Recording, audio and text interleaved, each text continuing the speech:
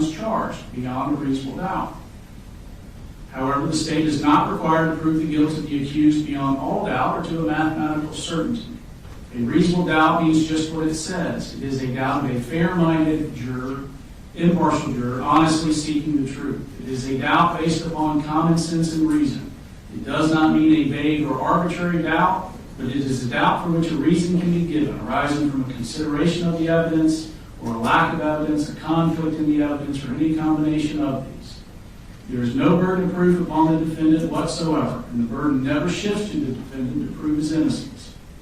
If, after giving consideration to all of the facts and circumstances of this case, your minds are wavering, unsettled, or unsatisfied, then that is a doubt of the law, and you must acquit the defendant.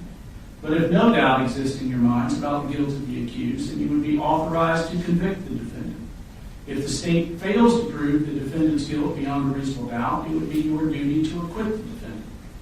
Under our system, it is my duty as a trial judge to determine the law that applies to this case and to instruct you, the jury, on the specific rules of law that you must apply to the facts in arriving at a verdict. I'm giving you some of these instructions now. I will give you more detailed instructions after the evidence has been presented and the lawyers have made their closing arguments. During the trial, I may be called upon to rule on motions or objections to evidence. Nothing I say in making these rulings or at any time during the trial is evidence and should not be considered as an indication that I have any leaning in this case whatsoever.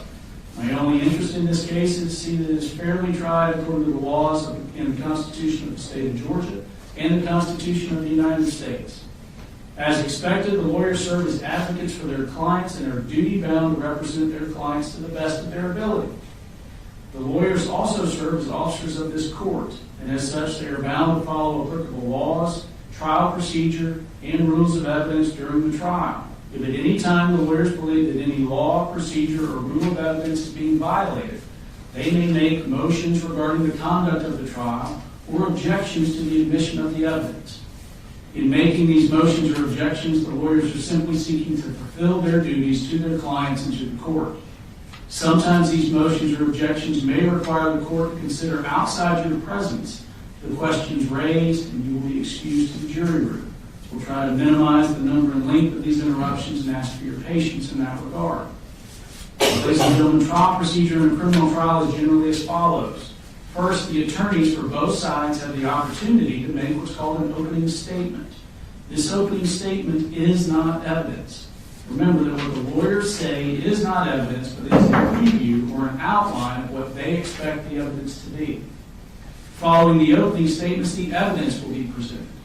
Evidence can be in the form of testimony given by witnesses or physical evidence that will be labeled with exhibit numbers for identification. After the presentation of all the evidence, the attorneys have the opportunity to make what's called a closing argument or summation. At that time, the attorneys may suggest which laws are applicable and how they should be considered in light of the evidence, and point out to you certain parts of the evidence that they think are favorable to their position. The goal of a closing argument is to persuade you to decide the case in their favor. Following the closing arguments, I'll charge you more specifically on the law that applies to this case. I'll then ask you to retire to the jury room to deliberate and reach a verdict. You, the jury, have a very important role. It is your duty to determine the facts of the case and to apply the law to those facts. I'll instruct you on the laws that apply to this case, but you must determine the facts from the evidence. Evidence, by definition, is the means by which any fact and issue is established or disproved. Evidence consists of two things, testimony and exhibits. Testimony is the testimony that you will hear under oath from those who take the witness stand. Exhibits are those documents, photographs, or other physical items of evidence that are admitted into evidence. Ladies and gentlemen, the object of the trial is to discover the truth. During the trial, the admission of evidence will be governed by certain rules of evidence. Those rules were established with one prominent purpose in mind, and that purpose is the discovery of truth. Consequently, the rules of evidence seek to assure that only the best and highest evidence is admitted for your consideration. During the trial, the attorneys have a right to object to the admission of evidence if they believe its admission would violate a rule of evidence. I will admit or exclude the evidence according to those rules. If I overrule an objection, this means you are allowed to consider the evidence being offered. On the other hand, if I sustain an objection, this means that you may not consider the evidence being offered. You should consider only that testimony and only those exhibits that are admitted. And you should draw no inferences and make no assumptions about the evidence objected to if the objection was sustained. In the event that you hear or see inadmissible evidence before an objection can be made and ruled upon, if the objection is sustained, I would instruct you to disregard it, and you should disregard that evidence entirely in your deliberations and in reaching your verdict. You, the jury, must determine the credibility and believability of the witnesses. It is for you to determine which witness or witnesses you will believe and which witness or witnesses you will not believe if there are some whom you do not believe. In determining the credibility or believability of witnesses, you may consider all of the facts and circumstances of the case, the manner in which the witnesses testify, their interest or lack of interest in the case, their means and opportunity for knowing the facts about which they testify, the nature of the facts about which they testify, the probability or improbability of their testimony, and the occurrences about which they testify. You may also consider their personal credibility insofar as it may appear to you from the trial of the case. As the fact finder, it is for you alone to determine what testimony you will believe and what testimony you do not believe. Now, it's important that you pay close attention to the evidence as it is presented during the trial. If at any time you are unable to hear or see evidence being presented, or if you're suffering from any discomfort that diverts your attention, please feel free to inform me and we'll do whatever is necessary to assure that you're able to hear and see the evidence being presented and to give it your undivided attention. If you are in need of a recess at any time, please raise your hand and let us know. We'll take a break. It is vitally important that you're as comfortable as possible so that you can focus on the evidence as it's being presented. It's important that you view this evidence with an open mind at all times and reach no final conclusions until the trial is over. Do not jump to conclusions before all of the evidence is presented. Also remember that during the course of the trial, it would be improper for you to discuss this case with anyone or to allow anyone to discuss the case with you or in your presence or hearing. This applies even to discussions amongst yourself in the jury room or elsewhere before actual deliberations begin at the end of the trial. Now, the bailiffs have been asked to provide you with pencils and notepads for your use during trial. You may take notes, but you are not required to do so. If you decide to take notes, please remember that note-taking should not divert you from paying full attention to the evidence and evaluating witness credibility. Your observation of the witnesses during their testimony can be vital to your determination of the believability of their testimony. The notes that you take are for your use only and are not to be shared with anyone until you begin deliberations with your fellow jurors. Notes are not evidence. They are only memory aids and should not take precedence over your recollection. It's the duty of each juror to recall the evidence, and while you may consider another juror's notes to refresh your memory, you should rely on your own recollection of the proceedings. Do not be influenced by the notes of other jurors unless their notes help you in determining your own independent recollection. Notes are not entitled to any greater weight than the recollection or impression of each juror as to what the evidence may have been. After the trial is over, the notes will be collected and destroyed. I instruct you, ladies and gentlemen, that you must decide this case for yourself solely on the testimony you hear from the witness stand and the exhibits that are admitted into evidence. So understand you are not to visit any scenes that may be depicted by the evidence. You're not to use the internet or the books for any reason, to do any research for your deliberations. I've implored you during jury selection, I'm going to say it again, pretend like it's 1980 to the best that you can. Stay off the internet, stay off of social media. Do not discuss this case with anyone other than your fellow jurors during deliberations. Now, the last thing I want to say is go with the flow. And I say that so that you'll be less frustrated.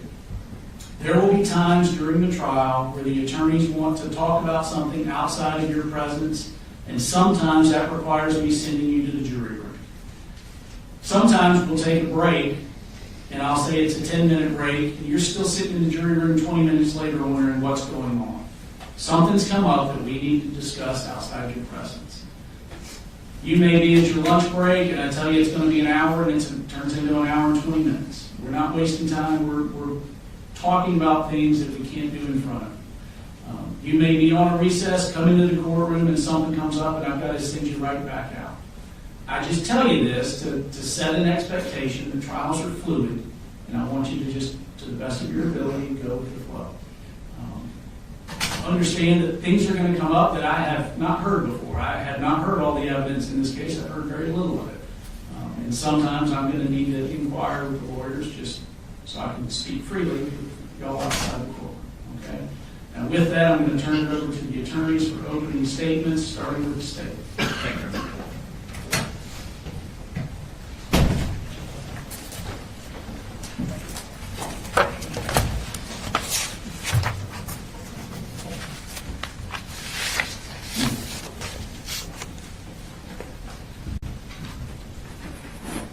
This is the exhibit I'm going to be showing. Thank you.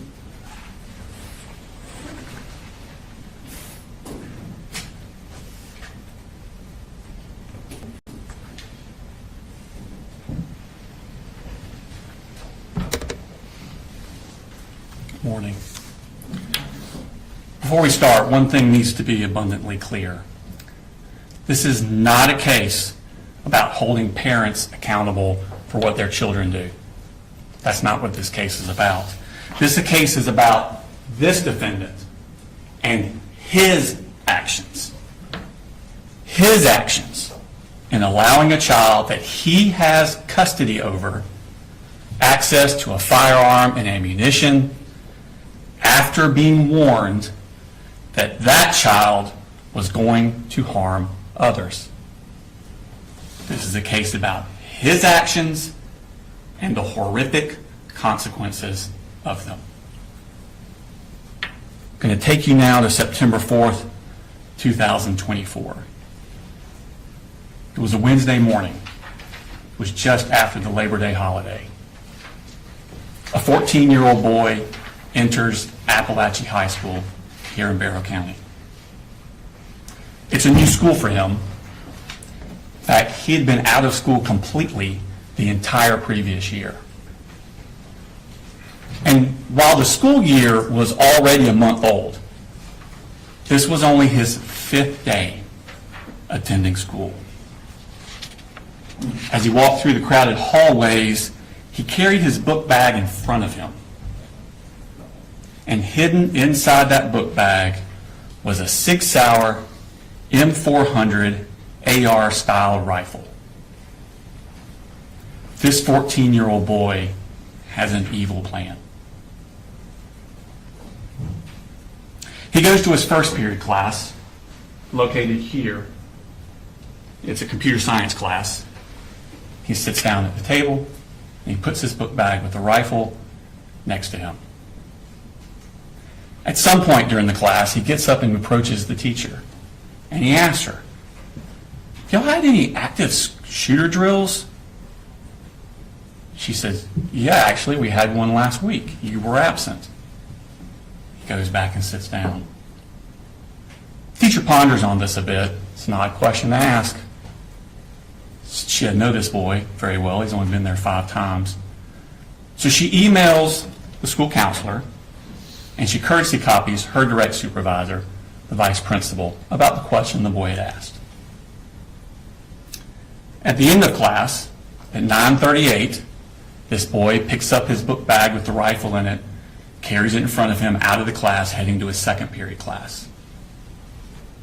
But that first period teacher stewed on it a little more, and between the class breaks, she decided, I'm going to go up to the office and find the vice principal and talk to her.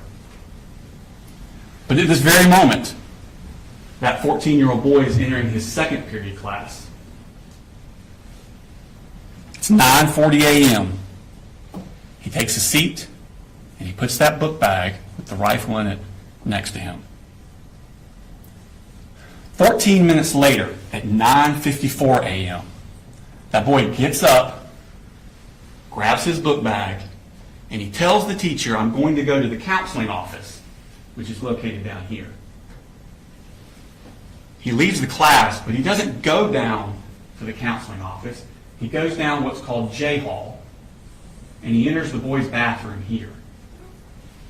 He goes into a stall, locks the stall, and he hides there for the next 26 minutes.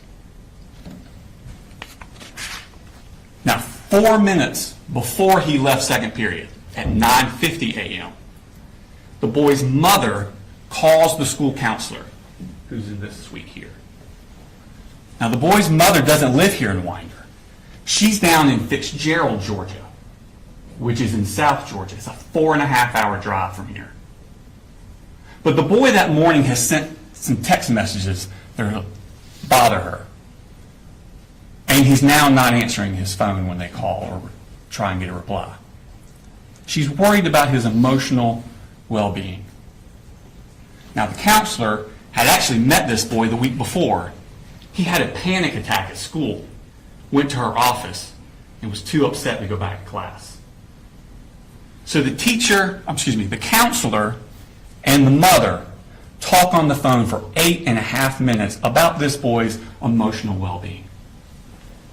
And at the very end of that call, at the end of the 8.5 minutes, for the first time, that mother mentions to the counselor that this boy has access to firearms. This sends a red flag up to the counselor. She immediately hangs up the phone and she calls the vice principal.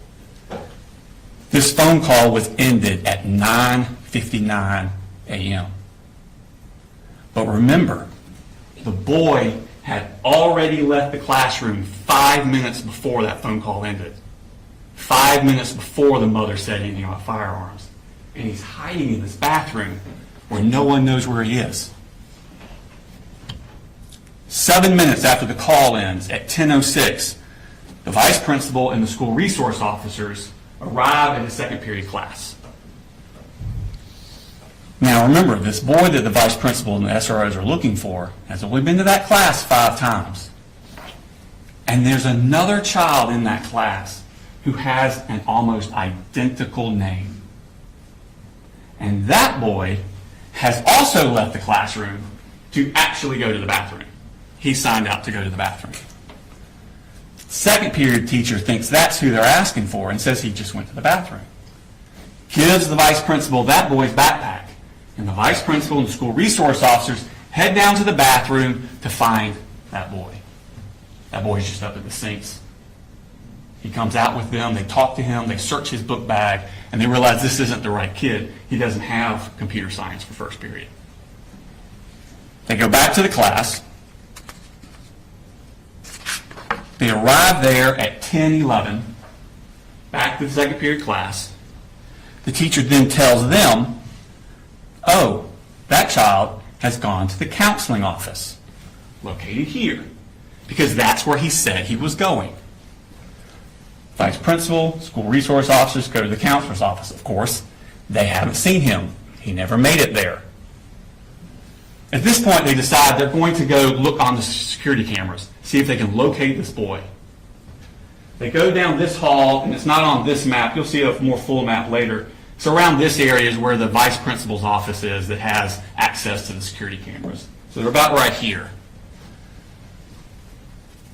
At 10:18, the vice principal emails the second period teacher. When did he leave your class? They're trying to locate when exactly he left because remember, this boy's only been there 5 days. They don't really know what he looks like. So they're trying to find him on the video surveillance equipment. So she emails at 10:18, when did he leave your class? 2 minutes later at 10:20, second period teacher responds, he left towards the beginning of class. That's 10:20 a.m.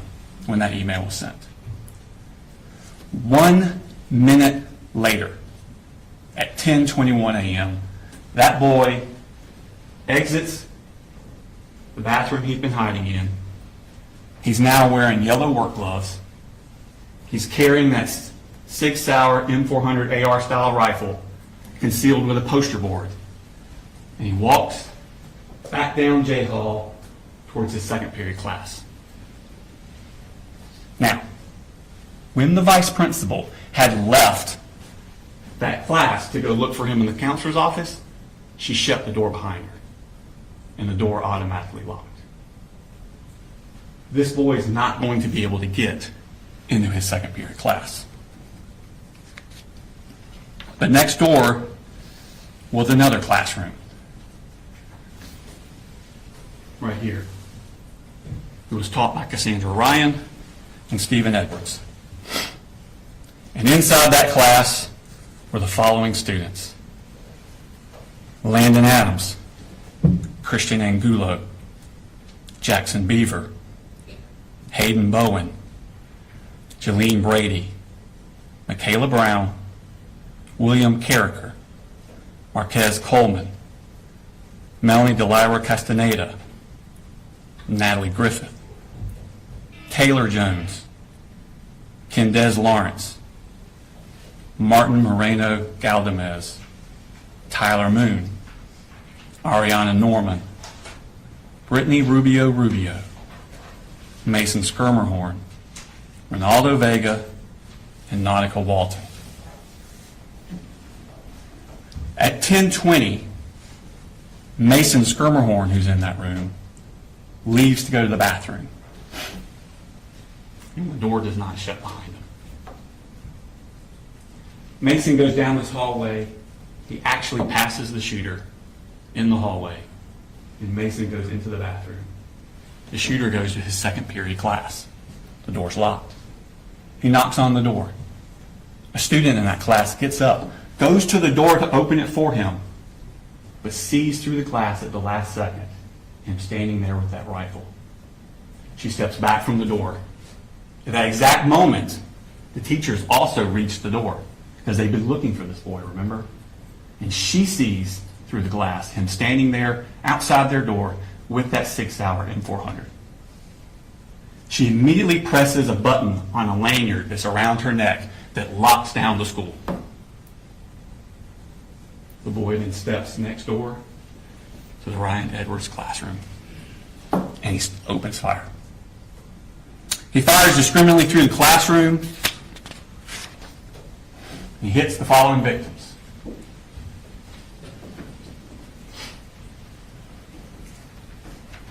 Melanie Delira Castaneda, seated here. This is the door he comes into. She's seated here. He strikes her in the left arm with a bullet. Natalie Griffith, seated here, strikes her in the shoulder, the upper arm, and the forearm. Taylor Jones, seated here, struck through the leg. Christian Angulo, seated here by the door. He shoots him through the wrist, into the chest. He would not survive.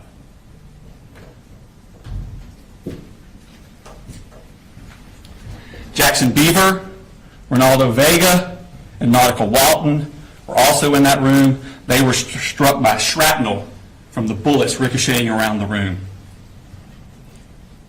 When he finishes shooting, the shooter then leaves. He runs down J Hall. He's looking for more victims. Christina Ieremy is a teacher in this classroom. She hears the commotion. She steps out, looks down the hall. The shooter's about here. He shoots her through the neck before she can get back in the room. She would not survive.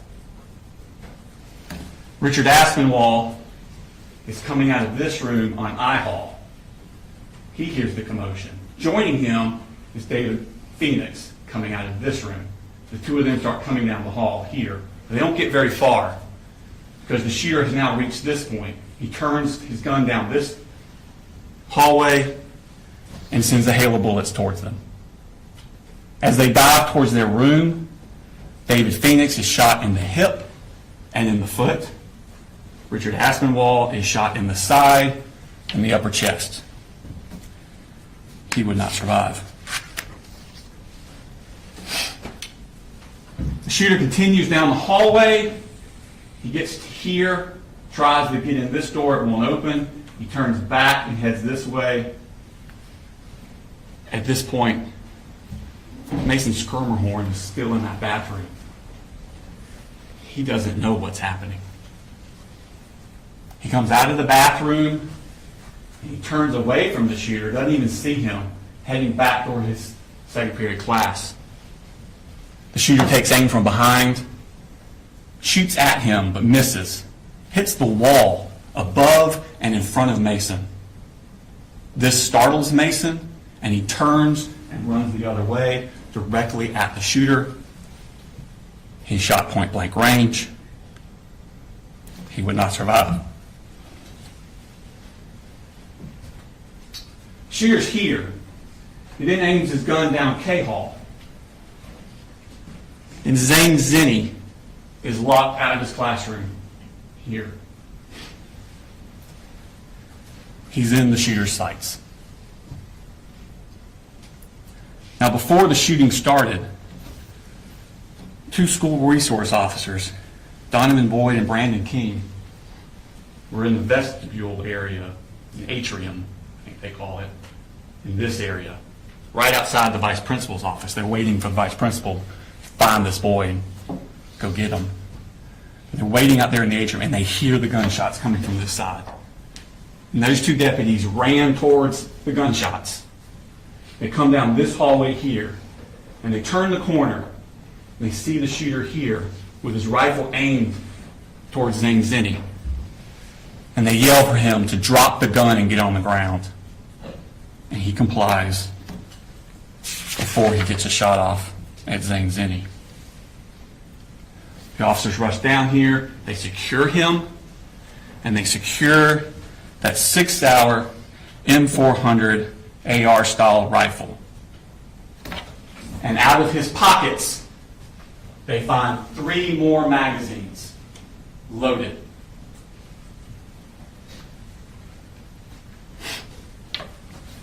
Now remember when the shooter had tried to enter his second period class and the teacher pushed that button? Well, that sent an alarm. It immediately notified law enforcement all over the county. Within minutes, an enormous police and medical response descended upon that school. It was a dramatic and intense scene as the school was cleared and the wounded evacuated. But to make matters worse, they were getting additional threats, fake threats, about other shooters at all the other schools in the county. Law enforcement now had to be diverted to these other schools to clear them and make sure people were safe. Barrow County deputies Anthony Townsend and Brandon Bazinet were sent to clear Winder-Barrow High School here in Winder. Once they cleared it, then they went next door to Russell Middle School. They cleared it. And just as they were finishing that up, they got a call from their superiors. I was trying to say superior and supervisor at the same time. Their superiors to go to a residence in Barrow County and secure it. They are just given an address. They don't know why they're going there. They are just told, go to this residence and secure it until other officers can arrive. Where they're going is the shooter's house. And when they get there, Colin Gray meets them in the garage. And without any prompting, because remember, they don't know why they're there, they don't know who this guy is. Without any prompting, he blurts out, "I knew it. My little girl just texted me. She's in middle school. She said we're in lockdown." I'm like, God Almighty, please tell me your brother didn't do something. Agents with the Georgia Bureau of Investigations arrived shortly thereafter, and they begin a search of the house. And inside that house, in that 14-year-old boy's bedroom, on the wall, they find this shrine, for a better word. Those pictures are all of the same person, Nicholas Cruz. Nicholas Cruz was the person that in 2018 went into Marjorie Stoneman Douglas High School in Parkland, Florida, with an AR-style rifle. And there he killed 17 students and faculty and wounded another 17 more. Investigators look at this and they begin to wonder, who is this kid? His name is Colt Gray. He's the oldest son of Colin Gray. His mother is Marcy Gray. He has a younger sister named Jenny, who was 13 years old at the time of this incident. She was actually going to Heyman Morris Middle School, which is directly next door to Apalachee High School. He has a little brother, Coley, who was 8 years old, was going to his elementary school. Now, Colt Gray, raised here in Bexar County, he went to Statham Elementary School up until fourth grade, up till the beginning of fourth grade. And in the beginning of fourth grade, he was withdrawn from Statham Elementary School because the family had moved. They moved to Gainesville. And he goes to White Sulphur Elementary School, but only for a few months. Because again, the family moved again. Now they moved to Cumming. And he goes to Chattahoochee Elementary School. But again, only for a few months. In March of 2020, they moved to Fitzgerald in Ben Hill County, Georgia. It's South Georgia, kind of east of Tifton. Because there, Marcy's mother and father, Deborah Polhamus and Charlie Polhamus, live, and Deborah Polhamus's mother, Marcy's grandmother, Colt's great-grandmother, had passed away and left the house. So there's an available house for them to live in. So they moved down to Fitzgerald on March 4th of 2020. But if you remember that day, that's the week before COVID shut everything down. That was the end of Colt's fourth grade year. Fifth grade. Now this is going to be the fall of 2020 into the spring of 2021. That's fifth grade year. Colt goes to Ben Hill Elementary School. But remember, this is when COVID is raging, and it's mostly virtual. He's mostly at home using the school computers. The next year, sixth grade, fall of 2021, he starts a new school, Ben Hill Middle School, because he's in sixth grade now. And early in that year, 11-year-old Colt, at home, using the school computer, searches the word abuse. A few hours later, he searches the phrase, "how to kill your dad." That was on September 19th, 2021, 3 years before he took that rifle into Apalachee High School. School resource officers are sent to the house to check on him. Everything's fine. It was just a mistake. Misunderstanding. But a defects case is opened on the family. But the family leave Fitzgerald and move to Jackson County 6 weeks later, in November of 2021. So in November, they come up here to Jackson County, Georgia. But they don't enroll the kids in school until February of 2022. Colt finishes out his sixth grade year at West Jackson Middle School. Seventh grade, fall of 2020. 1 year after he searched How to Kill Your Dad, and 2 years before Apalachee, 12-year-old Colt starts Jefferson Middle School. It's his seventh school in 4 years. That Halloween, halfway through the semester, Marcy, his mother, gets drunk, passes out in the car in the driveway of the house. Jenny and little Coley are trick-or-treating, and they get separated. Coley gets lost. Authorities are called. Another defects case is opened on the family. Marcy and the two siblings, little Coley and Jenny, they moved back down to Fitzgerald in November of 2022. But Colt stays up in Jackson County with the defendant. Defects caseworker Tamika Mitchum is monitoring Marcy and the two siblings down in Fitzgerald, and defects caseworker Michaela Anderson is monitoring Colt and the defendant up here in Jackson County. And starting in March of 2023, during his seventh grade year, Michaela Anderson visits his residence monthly. Every month, she shows up to check on Colt, see how he's doing, check on his well-being. And the defendant always says the same thing. Colt's doing well in school. He doesn't need any counseling. But that's not really true. Colt is full of intense anger and he's having a hard time dealing with it. On Sunday, May 21st, 2023, this is the end of Colt's 7th grade year at Jefferson Middle School. In fact, classes had ended that Friday, and this is that Sunday. And on that Sunday, the Jackson County Sheriff's Office gets a tip from the FBI. There's an app that you can get on your computer called Discord. And this app is popular with video game enthusiasts, but it allows people from all over the world to talk to each other on the computer. And users in a chat room on this app, a true crime chat room, report to the FBI that another user is threatening to shoot up an elementary school.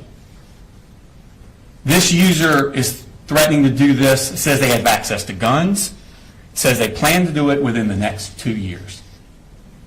The FBI passes this tip on to Jackson County because when you look at the IP address of that user, it comes back to a Colin Gray and an address in Jackson County. Deputy Justin Elliott and investigator Dan Miller go to that address. Now, the current resident of that address has 2 daughters, and they don't use Discord. But they're new to that address, and they keep getting the mail of the previous tenant, Colin Gray. Deputy Elliott and investigator Miller then go to his new address. They speak with the defendant at his house, and they tell him about this threat on Discord. And they ask him, does Colt have access to guns? Which he does. But the defendant says that he and Colt, they take this school shooting stuff very seriously. And Colt denies to these officers that it was him on Discord. He says his Discord account got hacked. The defendant makes no mention to these officers that less than 2 years before, Ben Hill officers had also been to his house when Colt searched how to kill your dad, also on a computer. But before they left, investigator Miller asked the defendant to please restrict Colt's access to guns. Less than 3 weeks later, when DFACS agent Michaela Anderson goes back out to the house like she's been doing monthly to meet with the defendant, and again, she asks, how's Colt doing? He makes no mention to her of this visit from the sheriff's office. 2 weeks after that, on June 23rd, the defendant signs a lease to move out of Jackson County into Winder. But he doesn't tell Michaela Anderson he was planning on doing that, and he never tells DFACS that he did do that. She just keeps going to an empty house. 2 months later, in August, it's time for another school year. Colt's not at Jefferson Middle School anymore. 13-year-old Colt is enrolled at Heyman Morris Middle School. This is the middle school in Winder that's directly next door to Apalachee High School. This is supposed to be his 8th grade year. But he's withdrawn from that school 3 days later. He never attends it. Instead, Colt goes back down to Fitzgerald to live with his mother, Marcy. And while he's in Fitzgerald, Colt is still filled with anger. He's still having trouble dealing with it. He's becoming violent. He breaks windows. He cuts up things with a knife. He even starts cutting on himself with that knife. These are the scars from after he was arrested after the shooting a year later. Colt's grandfather, Charlie Polhamus, is at his wit's end. He actually calls the police on Colt. And at the beginning of October 2023, just a few weeks after being in Fitzgerald, Colt comes back up here to Winder to live with the defendant. But he does not attend school. 2 weeks later, on October 13th, down in Fitzgerald, Marcy, who you remember is still being checked on by DFACS, tests positive for drugs. She's going to lose the kids. DFACS worker Tamika Mitchum, who's been monitoring Marcy, calls the defendant, tells him to come down to Fitzgerald to pick up the other two kids, Jenny and Coley, and bring them back up. He now has sole custody of the three kids. Marcy's to have no unsupervised contact. But Tamika Mitchum also stresses to the defendant to get the kids in school and counseling as soon as possible. He does neither of these things. 3 weeks after the kids are brought up here, on November 6th, 2023, back down in Fitzgerald, Marcy basically goes crazy. She wants to come up to Winder. She wants her mother, Deborah Polhamus, to bring her to Winder. And Deborah Polhamus says, "You ain't going to Winder." So Marcy duct tapes her mother to the chair, steals her car, drives up to Winder, goes to the defendant's house, keys his truck, and gets arrested. She spends some time in the Barrow County Jail before she's transferred to the Ben Hill County Jail for the charges down there. And while she's down there, she's released on bond to an inpatient drug treatment facility in South Georgia. She has no supervision during this time over Colt.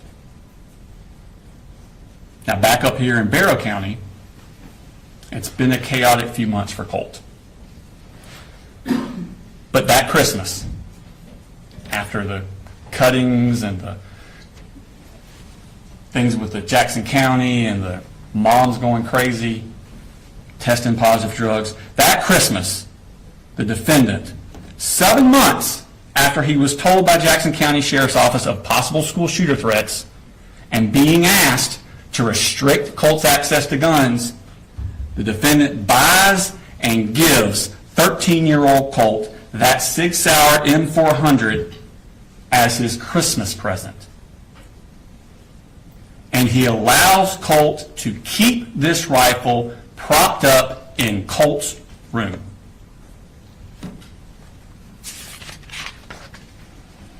Now in February of 2024, 2 months after this Christmas, in February, Colt's siblings, Jenny and Coley, are finally enrolled in school.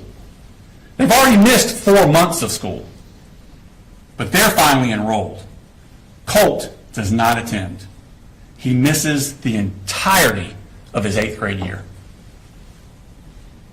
But during that spring, when Colt's not in school, the defendant continues to buy accessories for his Christmas present rifle.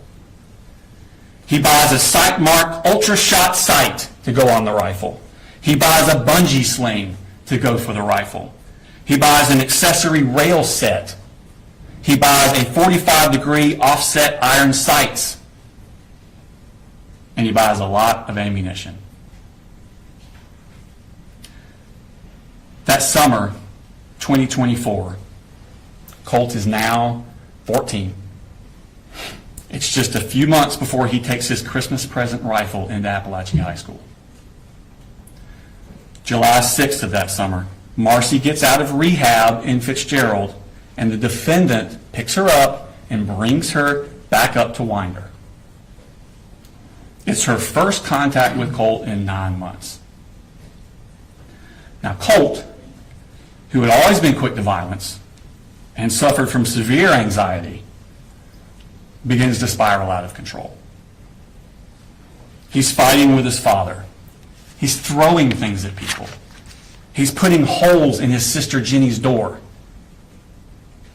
But the rifle stays in his room. On July 20th, Colt has a panic attack at the house. He comes in the living room and he actually asks his parents to call 911 for him. But they don't call anyone. His mental health becomes so bad that the defendant and Marcy together begin giving Colt Marcy's prescription for Zoloft. They're just giving it to him themselves. They worry he's suffering from depression, but they don't take him to see a doctor. It's around this time that Colt puts those pictures of Nicholas Cruz, the Parkland shooter, up in his room. And the rifle stays in his room. August 14th, 2024, 3 weeks before the shooting. It's Colt's first day of Apalachee. School had started 2 weeks earlier, but this was Colt's first day. He missed the first 2 weeks. He had not been inside of school for 15 months. Not since the sheriff's office came to his door about the threats to shoot up a school. And that morning, Colt again is spiraling out of control.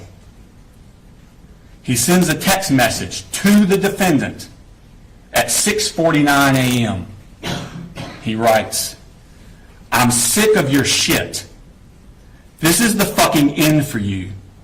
You fucking caused this." 2 minutes later, at 6:51 a.m., he sends this text message to the defendant. "Whenever something happens, just know the blood is on your hands." His first day of school. And the rifle stays in his room. The very next day, August 15th, Colt skips school. He gets into a fight with his mother, Marcy, when she goes into his room to try and get the rifle away from him. With rifle in hand, he shoves his mother to the ground and she hits her head on the wall. She then asked the defendant to please take Colt's rifle and lock it up. He never does. Marcy then has had enough. She goes back to Fitzgerald, once again leaving Colt into the care of the defendant. And the rifle stays in his room. The next day, after this altercation with his mother, Colt asked the defendant to get him 150 rounds of ammunition. The defendant responds to him, "Well, he needs to pay for everything first, but he will. He will." Now, Marcy's down in Fitzgerald, the defendant's up here, but they're still communicating with each other by phone and text. And they begin to worry that Colt needs to be institutionalized. He needs to go to an inpatient facility. He's so bad. They search for places and resources, but the defendant never follows through. He never takes Colt to see any professional, and the rifle stays in his room. August 26th, 9 days before the shooting, Colt has another panic attack, this time at school. It's the one I referred to earlier in the opening. It's only his 4th day he attended school. Remember, he missed the first 2 weeks of school, and he skipped school 5 of the next 8 days. Colt leaves his second period class that day. He goes to the counselor's office. He's too distressed to go back to class. They call his father, but his father can't come to get Colt. Colt ends up spending the entire school day in the counselor's office. That night, on the phone, Colt asks his grandmother, Deborah Polhamus, if he did something terrible, would she still love him? This bothered her so much, Deborah Polhamus, that the next morning she drives up to Winder from Fitzgerald. And on the way, she calls Advantage Behavioral Health Systems. It's a crisis stabilization inpatient place in Athens, Georgia. She talks to them on the phone, and they tell her he must be brought in by a parent. Marcy's in Fitzgerald. The defendant is here. They tell her that Saturday is a great day to come in because most people don't realize they're actually open on Saturdays, and you can just walk right in. But he needs to be brought by a parent. Deborah asked the defendant to take Colt on that Saturday, which would have been August 31st. He doesn't. Wednesday, August the 28th, Colt skips school. This is 2 days after that panic attack, the day after Deborah Polhamus is called crisis advantage behavioral. Colt tells the defendant that he hears voices telling him what to do. This is 3 days before the defendant is supposed to take Colt to advantage behavioral, and 1 week before the shooting. At 7:44 a.m. that morning, Colt texts the defendant, "I have to kind of dance around the inconvenient truth at times. I have no control over what these things say and tell me to do." And the rifle stays in his room. Colt skips school again the next day, which is a Thursday. That Friday and Monday, school is closed for the Labor Day holiday. And that Tuesday, September 3rd, Colt skips school again. That brings us back around to that Wednesday morning, September 4th, 2024. Those pictures of Nicholas Cruz are still on his wall, and that rifle is still in his room. The defendant leaves to take little Coley to school. Jenny leaves on her bus for Heyman Morris Middle School, which again is directly next door to Apalachee High School. Colt gets his rifle, gets extra magazines, puts them in his book bag.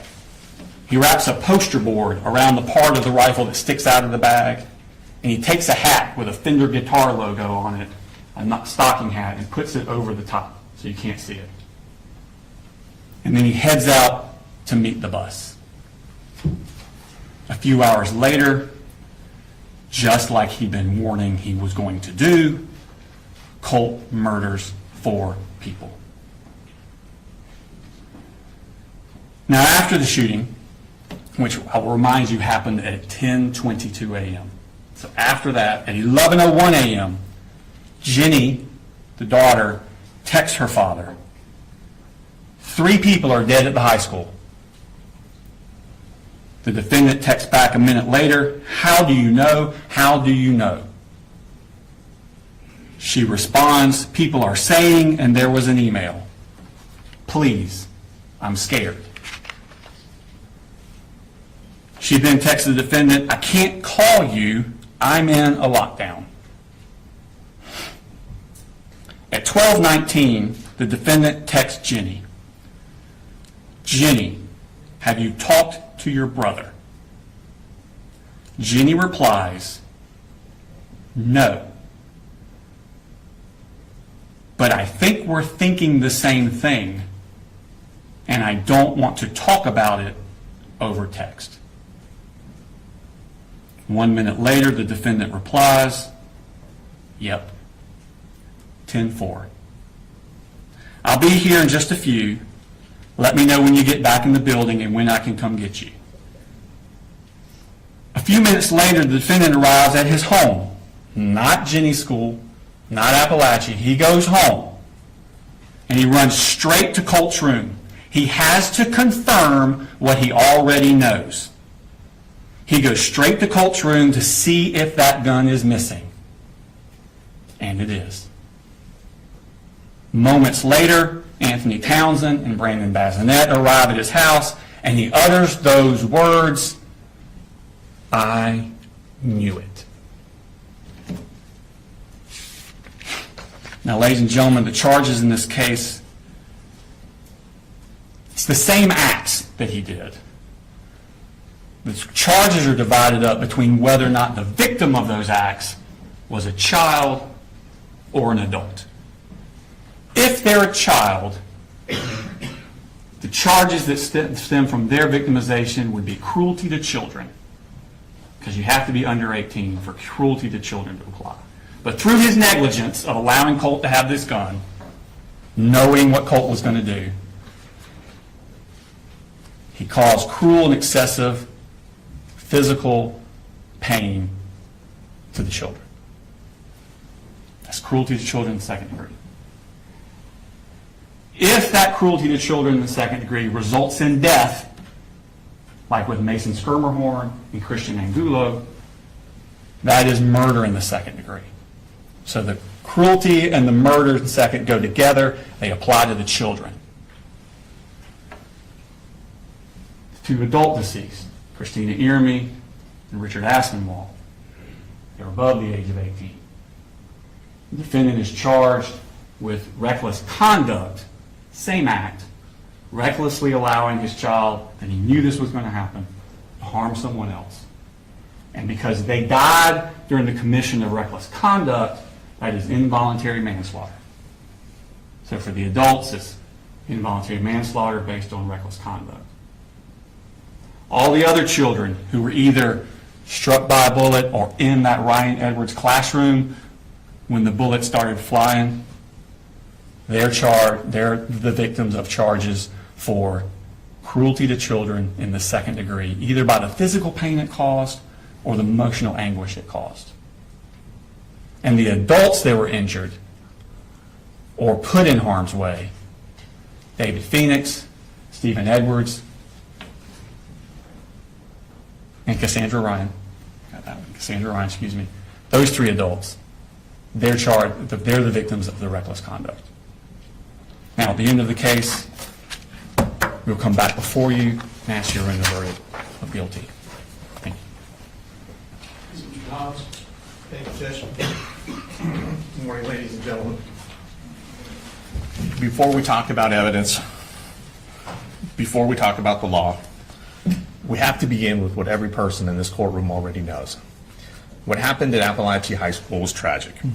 It was horrific, it was terrifying, and it was heartbreaking. Nothing said in this courtroom can change that. Nothing that I'm going to say is meant to diminish that. You're going to hear emotional testimony, you'll see photographs, you'll see videos, you'll hear about the fear, the chaos, and the terror that Colin Gray inflicted on that school and this community. But your job is not to decide whether or not that was tragic. We all know that it was. Your job is to decide something much more specific. Your job is to decide whether or not Colin Gray knew what Colt was going to do. Because the state is not just prosecuting the shooter in this case, they're prosecuting the father as well. I want you to remember something as we begin. The courtroom is not a place where we punish people because we're angry, where we punish people because we're grieving. It's not a place where we punish people because we feel someone has to pay. This is a place where we follow the law. And the law requires proof, and the law requires evidence. And the law requires that the state prove its case beyond a reasonable doubt. That burden never shifts, not for a single moment. The state's theory will be simple. They'll tell you that Colin Gray allowed his son access to firearms and ammunition. Colin Gray had warning signs, and then Colin Gray, knowing that these were warning signs, consciously disregarded those warning signs. That he should have known his son would, not could, that his son would harm someone. And because the son later committed this school shooting, therefore Colin Gray must be guilty, must be criminally negligent, because he knew this would happen. That's their theory. But what you'll learn from the evidence is that case is not that simple. The evidence will show a teenager who is struggling mentally, a teenager who is deceptive, a teenager who hid his true intentions from everyone, from his family, from his counselor, from his siblings, from DFACS, from law enforcement, and most especially from his father. The evidence will show a father who did not ignore his child. He did not abandon his child. He did not turn his back on his child. The evidence will show between Colin Gray and Colt Gray daily contact, daily effort, and active steps by Colin Gray to seek mental health intervention for his son through the school. The evidence will show that the most important facts, the planning of this shooting, the concealment of this shooting, and the timeline of this shooting were hidden by Colt Gray from his father. That's the difference between tragedy and criminal liability. And this case is about whether the state can prove criminal liability by showing that Colin Gray knew that Colt was going to do this, knew that Colt was going to harm someone else. You cannot hold someone criminally responsible for failing to predict what was intentionally hidden from them. You'll learn about Colt Gray's state of mind that at the time no one knew. You will learn that months before the shooting, Colt had notes hidden on his cell phone from April of 2024, private notes that appear to be the planning stages of this shooting. Those notes were not known to Colin Gray. Those notes were not shared with Colin Gray. There is no evidence of that. You will learn something else. The plans reflected in those notes show that the shooting was initially planned for February of 2025 to coincide with the anniversary of the Parkland High School shooting committed by Nicholas Cruz. The plan reflected in those notes was that that time was going to be when the shooting happened, not in September of 2024. Something changed. The evidence will suggest and support that Colt accelerated his plan.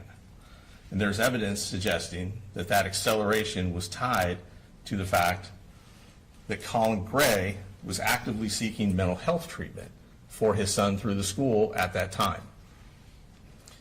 There are emails to the counselor. There was paperwork he filled out. There was already in motion, already in place, an appointment for Colt to meet with the counselor and to meet with the mental health specialist the very next day, September 5th.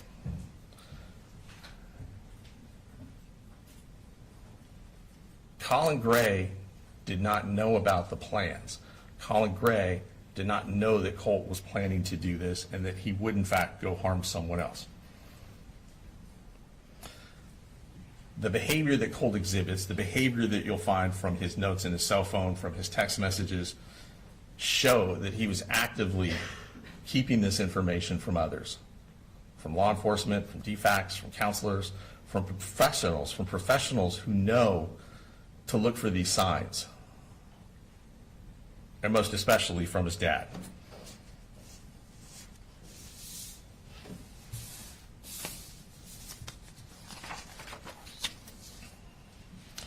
The state will point, and they've already mentioned to you, an incident in May of 2023 when two Jackson County sheriffs went to Mr. Gray's home to talk to Colt. Fortunately, this interaction is on body-worn camera video, so you'll get to see the whole episode. You will see that Colin Gray is cooperative. You'll see that he brings his son out. He tells the officers that he takes this kind of thing seriously. He tells the officers, you tell me that he did it and those guns are gone today. That is on video. That is undeniable. But the officers don't tell him that. The officers say that they're not sure that it was him that made the threat. He tells the officers that he has a gun in the home. He says that he has a son who is somewhat isolated, who's on the computer a lot. He says that when he was young, he used to enjoy hunting with his father, that they would go deer hunting. And so he was introducing Colt to deer hunting, that they had gone out a year before. Colt had killed his first deer, that the gun that they had was for deer hunting. The gun was to get him outside, which the officer in the video approves of. Get him away from the computers, that's good.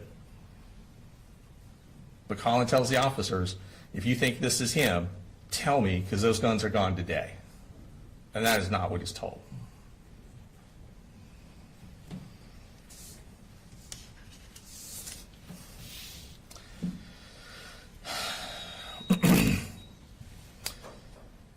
It shows that Colin, had he known, would have removed those guns, but he didn't.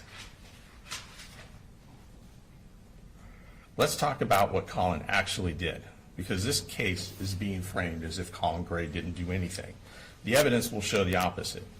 You will hear that when the family transitioned schools, it was Colin Gray who registered Colt. You will hear that Colin Gray worked full-time, was raising 3 kids on his own due to the kid's mother's addiction problems, due to DFAC saying that she was not allowed to have unsupervised contact with him, due to the courts in Barrow County saying she was not even allowed in the same county where these kids lived. Colin was doing everything. Colin is the one that filled out the counseling referral forms. Colin is the one that communicated with the school counselor. Colin's the one who discussed the evaluation. Colin was the one who was coordinating mental health services through the school. Colin is the one that filled out the paperwork to get the assessment done on September the 5th. You'll hear that the school had arranged, and it had already been taken care of, that Colin had completed everything he needed to for the assessment. You're going to hear from the grandmother who says that they wanted to take him to Advantage Behavioral in Athens, that it was urgent. This comes out after the shooting. The grandmother will also tell you she had absolutely no idea that Colt had any interest in Nicholas Cruz or school shootings in general until after the shooting happened and they were making the 4.5-hour trip from Fitzgerald, her and her daughter Marcy, at which point Marcy said, well, Colt does like this school shooter named Nicholas Cruz. That's the first time that you hear Debbie learns any of that. You're going to see text messages from Debbie in August and September of 2024 when she says that they were so strongly trying to get him into a facility. What you're not going to see in those text messages is any urgency on Debbie's part. You're not going to see anything from Debbie saying, get the guns out of the house. You're not going to say anything from Debbie saying, I'm worried about Colt, we need to get him there today. Nothing. They don't talk about it at all. Debbie doesn't mention it one bit. Now, she mentions it in hindsight after the fact, and Marcy does the same thing. Who is Colin Gray? He's a working father raising 3 kids by himself. He had responsibilities, he had a job, he had a family to keep afloat. He had 2 other kids besides Colt. He was involved. You'll see his text messages to his children. You'll see his text messages to Colt. This is not a parent who's turning his back on what's going on right in front of him. Let's talk about what you're not going to hear. Because sometimes what you don't hear in a case like this is just important as what you do. Sometimes the absence of evidence tells you more than the evidence itself. You will not hear a text message where Colt says to his dad, I'm going to shoot a school. I'm bringing a gun tomorrow. I have a plan. I'm going to hurt someone. You won't see a single message like that. You will not hear that Colt ever told his father about the notes on his iPhone. You will not hear that Colt ever showed his father a plan. You will not hear that Colt told his father he was accelerating the plan. You will not hear that anyone called Colin Gray and said, your son is about to commit a shooting. You will not hear that law enforcement told him, your son made a credible threat.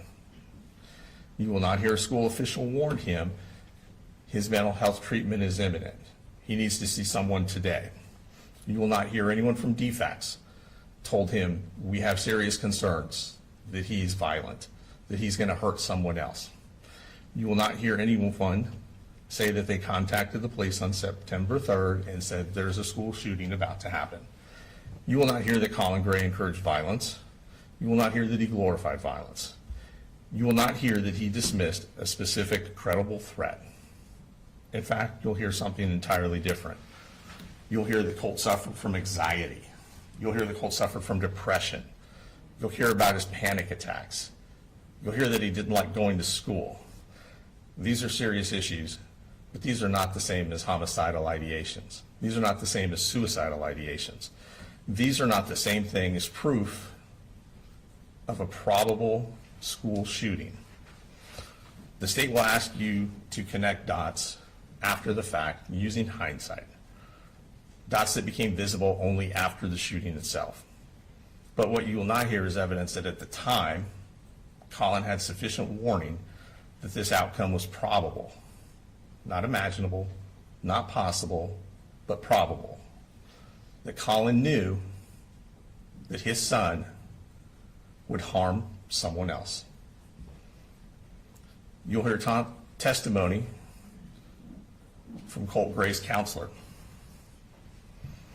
And that's important because it gives you a professional's perspective on what was going on with Colt in the weeks leading up to the shooting.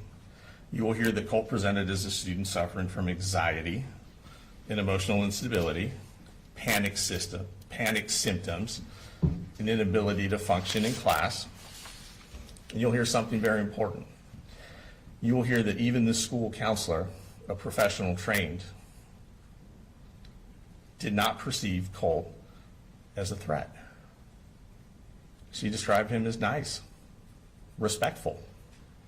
That matters, because if a trained counselor did not perceive the imminent violence, then it's unreasonable to claim that the father should have seen it himself. You'll also hear testimony from her about how the father did in fact take steps to get him mental health treatment. The father was in communication with the counselor. The father submitted the paperwork. The father completed the referral, and the father was pursuing intervention. You'll hear the therapist was essentially scheduled to meet with Colt the very next day. The father was not ignoring the problem. Colin Gray was acting. They want you to hold him responsible because they don't think he was acting fast enough. You'll hear from his daughter, Colt's sister, Jenny Gray. Her testimony will corroborate the concealment that Colt was perpetrating on his family, on his dad. She'll testify that Colt was secretive, that he was constantly deleting and opening new accounts on Discord to avoid detection, that he was using usernames that were combinations of alphanumeric combinations. You'll find that he would not discuss, based on the statement that Jenny gave on September 4th of 2024, that he would not discuss school shootings or school shooters in front of his father. You will hear on the morning of the shooting, Colin Gray had already left home. You will hear that Colt, when he did discuss school shooters with Jenny, made her promise not to tell his dad. You'll hear that that morning on September the 4th, Colin Gray got up and took his youngest son, Coley Jr., to school, that he left before Jenny and Colt did to catch the bus. You will hear that Colt had to go and find the gun because it wasn't in his room, that he had to find the ammunition that wasn't in his room, and that he had to put them in his backpack, and that he had to conceal the rifle that stuck out of his backpack 18 to 24 inches with a poster board. And he put a hat on top of it. It proves concealment, it proves independent action, and that matters because it's consistent with what Colt had done the whole time, which was conceal this plan from his father. Remember, the state says that he knew. They said that he knew this was going to happen. That he knew,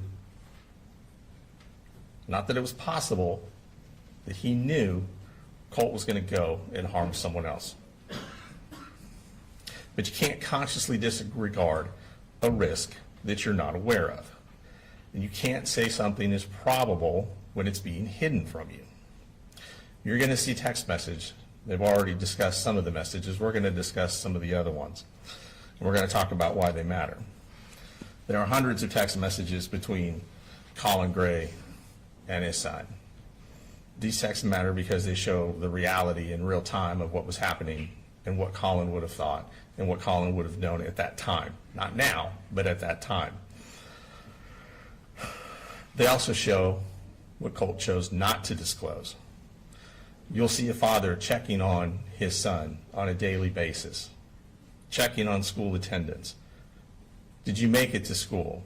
How's your day going? How was your day? What are you doing after class? You'll see encouragement. I'm proud of you. I love you. You're a good young man. This is not an absent father. This is not a father not paying attention to his child. You'll see daily involvement. You'll see a father trying to keep a teenager engaged and connected to school. You'll see a father trying to build the confidence and self-esteem of his son. You will see this all in the text messages. You'll see their discussions about mental health, about depression, which is not homicidal ideation, about anxiety, which is not homicidal ideation, about anxiety, panic attacks, which are not homicidal ideation. You'll see a father trying to stabilize a situation at home. You will not see threats to harm other folks. You will not see threats to harm other people. You will not see, I'm going to shoot up the school, I'm bringing a gun, I have a plan, I'm going to harm someone. There needs to be proof that Colin Gray knew what Colt was going to do and knew that Colt was going to harm someone.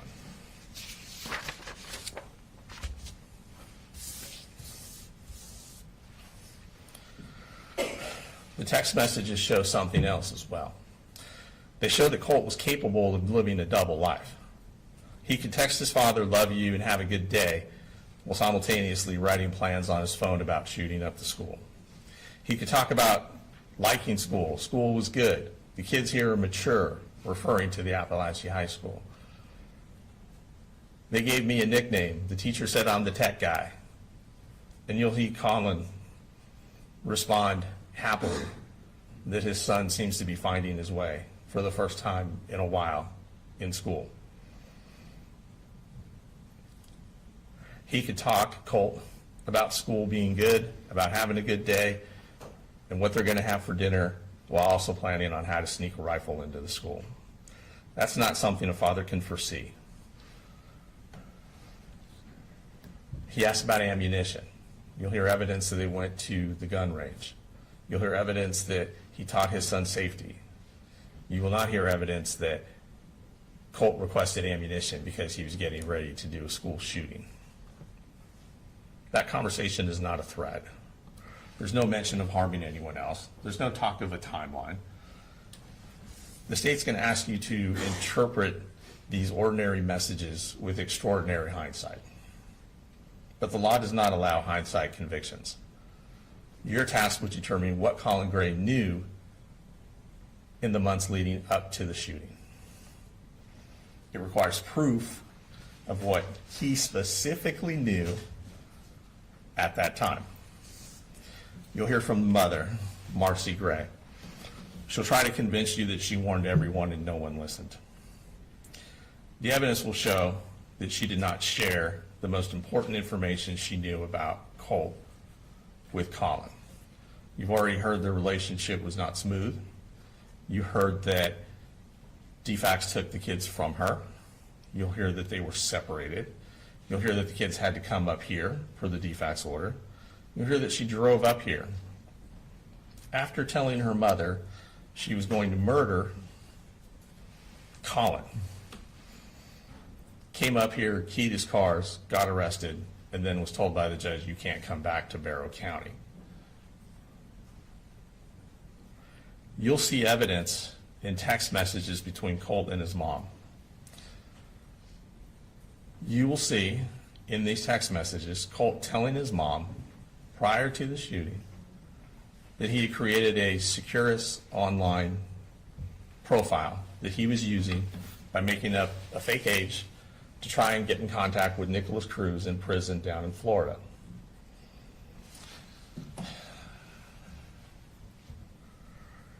He will text her that he had emailed Nicholas Cruz a couple times, and he'd even put money on his commissary. Marcy's response is to ask him where he got the money. And he tells Marcy in a text message, I told Dad it was to buy a video game on Steam. To which Marcy responds, with a laughing out loud emoji. Marcy knew that he had this interest in Nicholas Cruz, but she did not share it with Colin. Immediately after this conversation, you will not see a text message from Marcy to Colin say, hey, did you know he's been emailing a mass murderer in Florida? Did you know that he put money on this mass murderer's commissary account that he told you was for a video game? She doesn't share any of that with Colin. She keeps that to herself.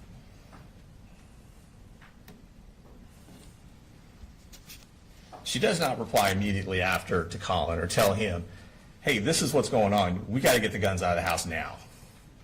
No, she responds with a laughing out loud emoji.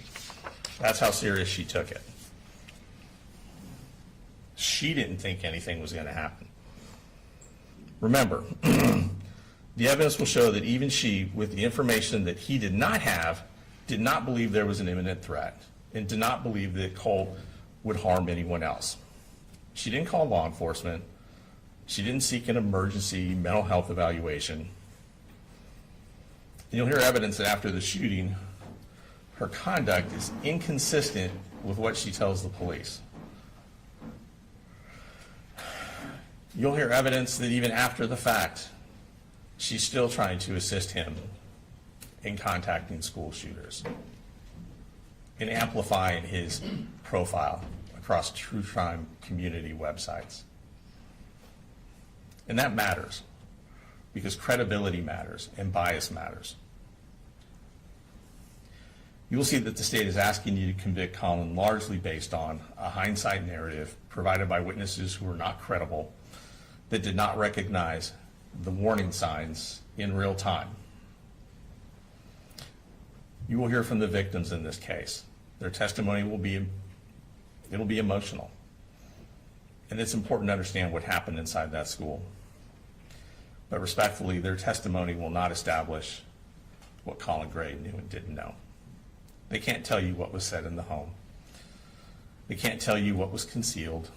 They can't tell you what was sent in text messages. And they can't tell you what warnings were communicated to Colin Gray. We're not going to dispute the horror of what happened. We're not going to dispute that they were harmed, that they were physically harmed and mentally harmed.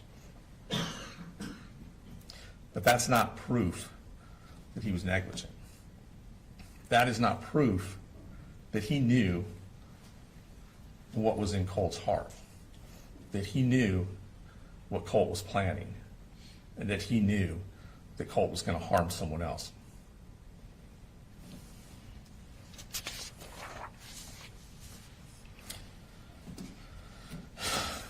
The law doesn't punish what is possible. The law does not punish what is conceivable. He is charged with knowing what would happen. He is charged with knowing his son would harm someone else. In life, almost anything is possible. It's possible that a teenager who's angry might get into a fight. It's possible that a teenager who's depressed might run away or make up excuses not to go to school. It's possible that a teenager who's anxious might break something or act out. But this is not a case about whether something bad is possible. This is a case about whether or not Colin Gray knew Colt was going to take a gun to that school and harm other people. That matters, because if the standard becomes it could have happened, then the law becomes limitless. If the standard becomes you should have imagined the worst, then every parent becomes criminally liable for what a teenager might do. But that's not the standard. The standard is proof. Proof that Colin Gray knew, that he consciously disregarded, not a vague fear, not a general worry, but a risk that made this tragedy. That he knew Colt was going to go to that school. That he knew what the counselor didn't, what the DFACS professionals who had met with Colt didn't. The state will ask you to look at the outcome and then work backward to say because this happened, it must have been foreseeable. But the law doesn't allow hindsight to substitute for evidence. That's why you're going to hear about what was actually known at that time, and most importantly, what was actually hidden from Colin Gray at that time. Because when someone conceals a plan, deceives the people around them, acts independently, the law does not allow us to pretend that the people left behind should have seen through all of it.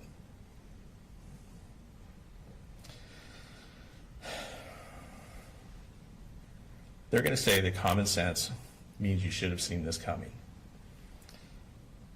And guns are serious, and this tragedy is serious.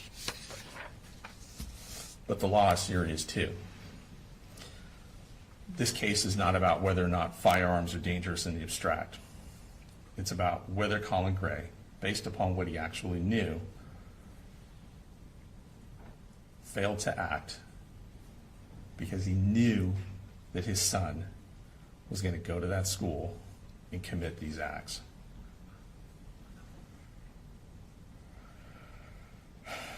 In a case like this, there's a natural human instinct. When something this awful happens, we want an explanation. We want someone to blame. We want a story that makes sense so that we can take steps to make sure something like this never happens again. It's very easy and it's very human to look at the end result and believe that someone, somewhere, must have known. But the evidence in this case is going to show something that's deeply uncomfortable. Sometimes the truth is that the person who committed the act was hiding it. Sometimes the truth is that a family can be struggling, a child can be spiraling, and people can try to get that child mental health help. And still, something unthinkable can happen. It's not satisfying and it doesn't give anyone peace. But the criminal courtroom is not here to provide a scapegoat. It's here to provide justice. Being a juror, providing justice, that requires discipline. It requires that we do not convict someone because we're horrified. It requires that we do not convict someone because we wish they would have seen it coming. It requires that we do not convict someone because we feel like there must be some accountability somewhere. The state has chosen to put the father on trial for what the son did. And at the end of this case, you'll be asked to decide whether the state has proven, beyond a reasonable doubt, that Colin Gray knew his son would go to that school and commit these violent acts. And at the end of this trial, you will find the state cannot prove that beyond a reasonable doubt, and we will ask you to return the only verdict that the evidence can support, which is not guilty on all counts for Colin Gray. Thank you.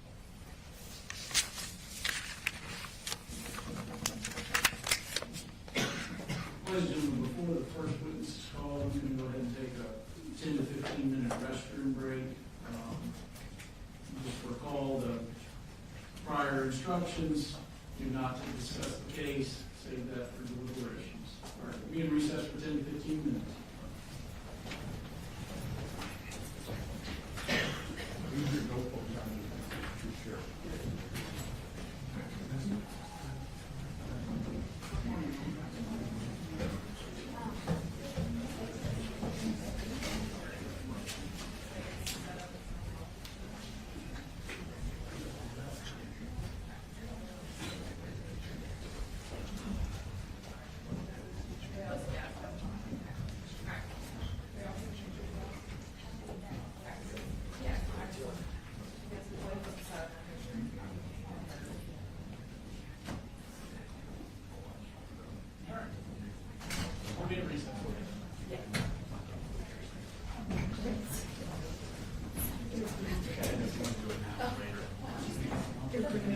Oh, yes.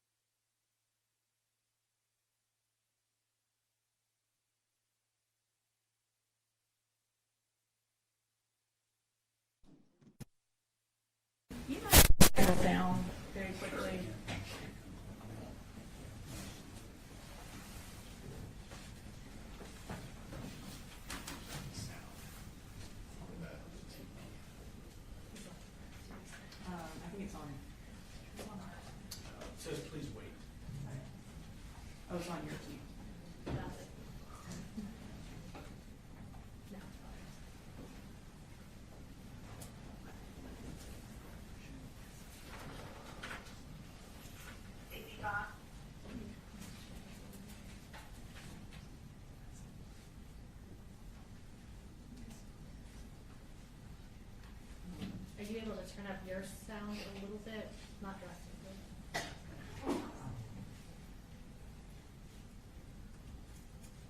Yvonne, you have that?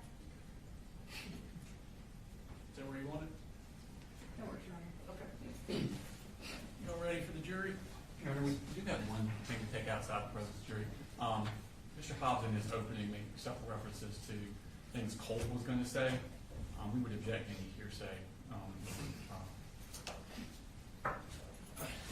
Go ahead, Mr. Hobbs. No, that's my understanding of the law. We won't bring any hearsay from Cole. There are some text messages we think can be authenticated that we wouldn't be asking to get into, but we'll get to that when it comes up. All right. Otherwise ready? Yes, sir. All right, bring the jury in. Yes, sir.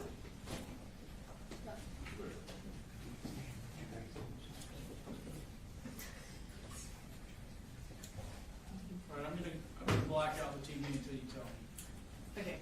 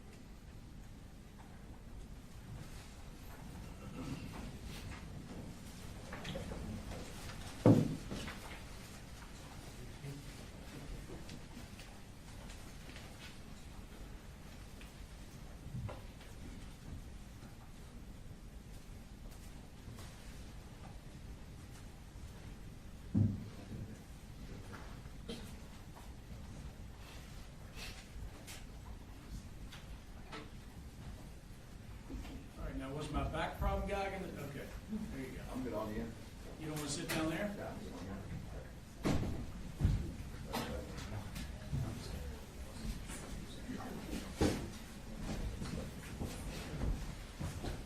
Y'all be seated in your arguments.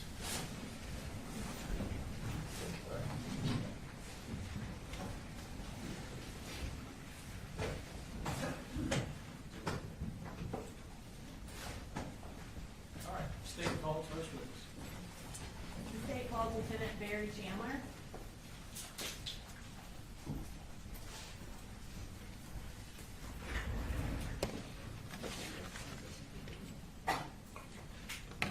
Please raise your right hand. Do you swear to tell the truth, the whole truth, and nothing but the truth, so help you God? I do. Okay, you can have a seat. Will you go ahead and introduce yourself to the jury? My name is Barry Chandler. Okay, and what do you do? I'm a lieutenant with the Barry County Sheriff's Office. And what role do you currently have with the Barry County Sheriff's Office? Currently, I'm assigned as the supervisor over the training unit. Were you in that same role in September of 2024? Yes, ma'am. Prior to becoming lieutenant over training, can you just briefly describe what roles you've had at the Sheriff's Office? Yes, ma'am. So I started my career in the jail in 2003. I was a court services deputy, patrol deputy, answering calls for service and things like that.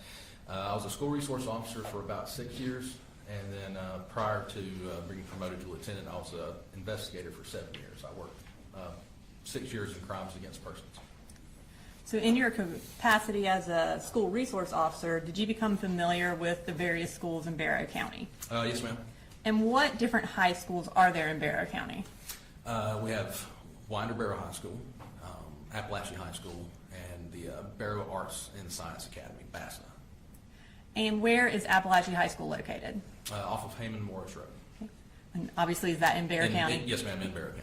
And approximately how many students go to Apalachee High School? Around 2,000. In your capacity as the lieutenant over training, did you coordinate any trainings related to active shooters in 2024? Yes, ma'am. And when and where did you do that? We did several in 2024. We started off at Old County Line Elementary School. We worked at CFIT, which is the Center for Innovative Teaching. And it all sort of culminated at Russell Middle School on March 14th of 2024. And can you tell us about the training that you did on March 14th at Russell Middle School? Yes, ma'am. So generally, active shooter training is designed for us to teach our deputies and law enforcement to rapidly enter a structure, to immediately find the person that is shooting and then stop them from shooting. So the training that we did prior to the March 14th drill at Russell was very focused on that. We also included implementing what are called rescue task forces. So rescue task forces are members from fire and EMS who can get into the school quickly, and with security provided by law enforcement, they can start rendering aid to victims. So that was our big push, and the March 14th drill specifically was designed to do it was what we refer to as a full-scale exercise, meaning we had many representatives from almost every public safety agency in the county. The Sheriff's Office participated, the Winder Police Department, Barrow County Fire and EMS, Winder Fire Department, the school systems, our 911 center, GEMA had a representative, the Georgia Emergency Management Agency. So we had a lot of folks that came together because our goal with the full-scale exercise was to make something as realistic as we could, to give our deputies the ability to respond to the most real-life environment they could. The school system was great. They included, they had teachers that were there that volunteered. The administrators were there. We used cadets, explorers from the Sheriff's Office and the Fire Department as role players. But we tried to make it real, essentially, was what we tried to do. And what was the purpose of having a training that included fire and EMS as well as law enforcement? The purpose ended up being sort of our motto over the course of that training and honestly since.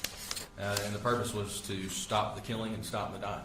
That's the two goals that we have when we respond to active shooters. Stop the killing, meaning stop the shooter from actively killing people, and then stop the dying. We have to render aid and help people that have been injured.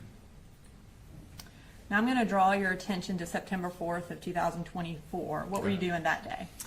That morning, I was at our gun range. I was helping an independent film crew set up some things out there.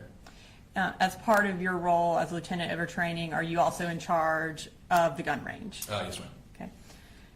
While you were at the gun range, did you receive any notification that there was an emergency at Apalachee High School? Yes, ma'am, I did. And how did you receive that notification? Through the Centegix alert system. It's an app that's on our cell phones. When was Centegix implemented? So it was implemented in early 2024. The school system had it implemented in the schools, in the buildings, because it's software, but it also, there are connections that had to be made inside the building to give like alerts, red flashing lights, connections to the intercoms, things like that. So the school system had Centegix in April. Centegix was connected to our 911 center over the summer, and then by August, we at the Sheriff's Office all had access to the app. Can you just kind of describe for the jury how that system works? Sure. So Centegix, again, it's a system that essentially initiates and alerts law enforcement and fire and EMS as well of any emergency at a school. So, for example, when the Centegix button is pressed, it puts the school into hard lockdown. So exterior doors are locked. That lets the teachers know that they need to get into their classrooms, make sure the doors are locked, and that their lights are turned off and the kids are hidden out of sight. So that's essentially what it does.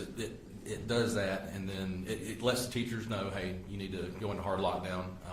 All of the smart screens that are in the classrooms, whatever they're doing on those, they're taking over, and then the warning flashes on the screen that they're in hard lockdown, and there's an audible tone that goes throughout the school, and like I said, red flashing lights. As far as Centegix, how many times does someone have to push the button for it to go into hard lockdown?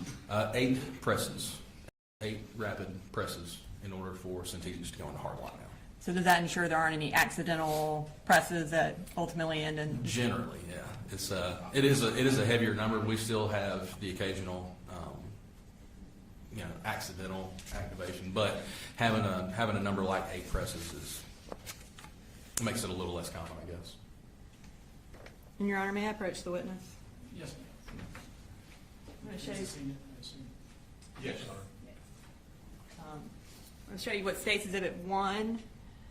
Do you recognize that? Yes, ma'am. And what do you recognize that as? This is it's basically a screenshot of Apalachee High School. It's an overview, but it's from the Centegix app. Okay. And is it a fair and accurate copy of the overview of Apalachee from the Centegix app? Yes, ma'am. Your Honor, at this time I'd like to introduce an evidence states Exhibit 1. Mr. Hobbs or Mr. Berry? No objection, I assume they're demonstrative, Your Honor, and won't go back to the jury. I think that's something we can discuss later. All right. I'll admit it into evidence as one and we'll decide later whether it goes out. Okay. We could display that. Can we have access, Your Honor? Sorry. It's okay.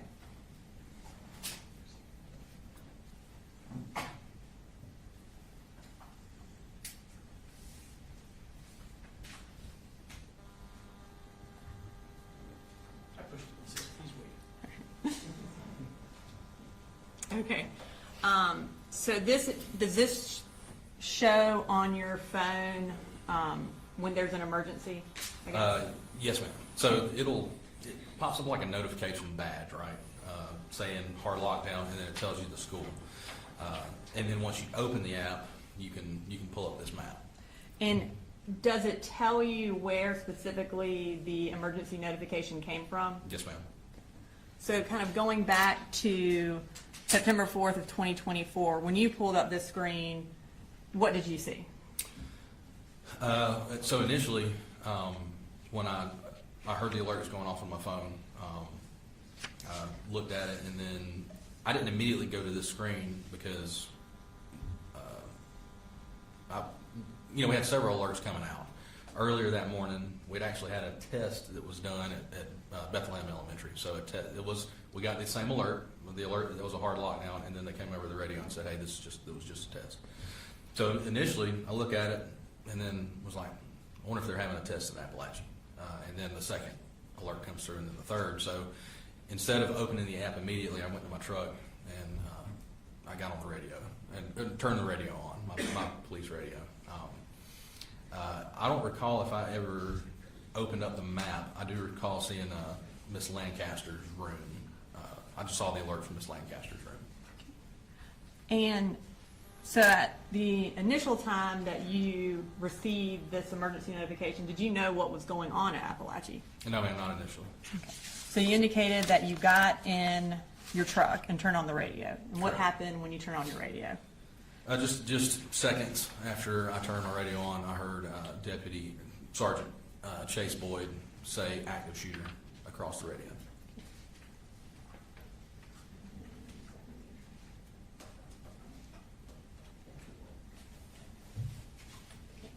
I have in my hand State Exhibit 2. It's on a hard drive, and it's the radio traffic from September 4th. Have you had an opportunity to review that radio traffic? Yes, ma'am. Is it a fair and accurate recording of what you heard on September 4th? It is. Okay. At this time, I'm going to introduce into evidence State Exhibit 2 and publish for the jury, Your Honor. Defense? No objection. All right. 2's admitted. You can publish it.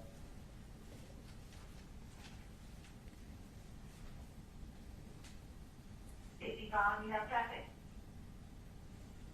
Sure. Active shooter. That's an active shooter at Apalachee High School.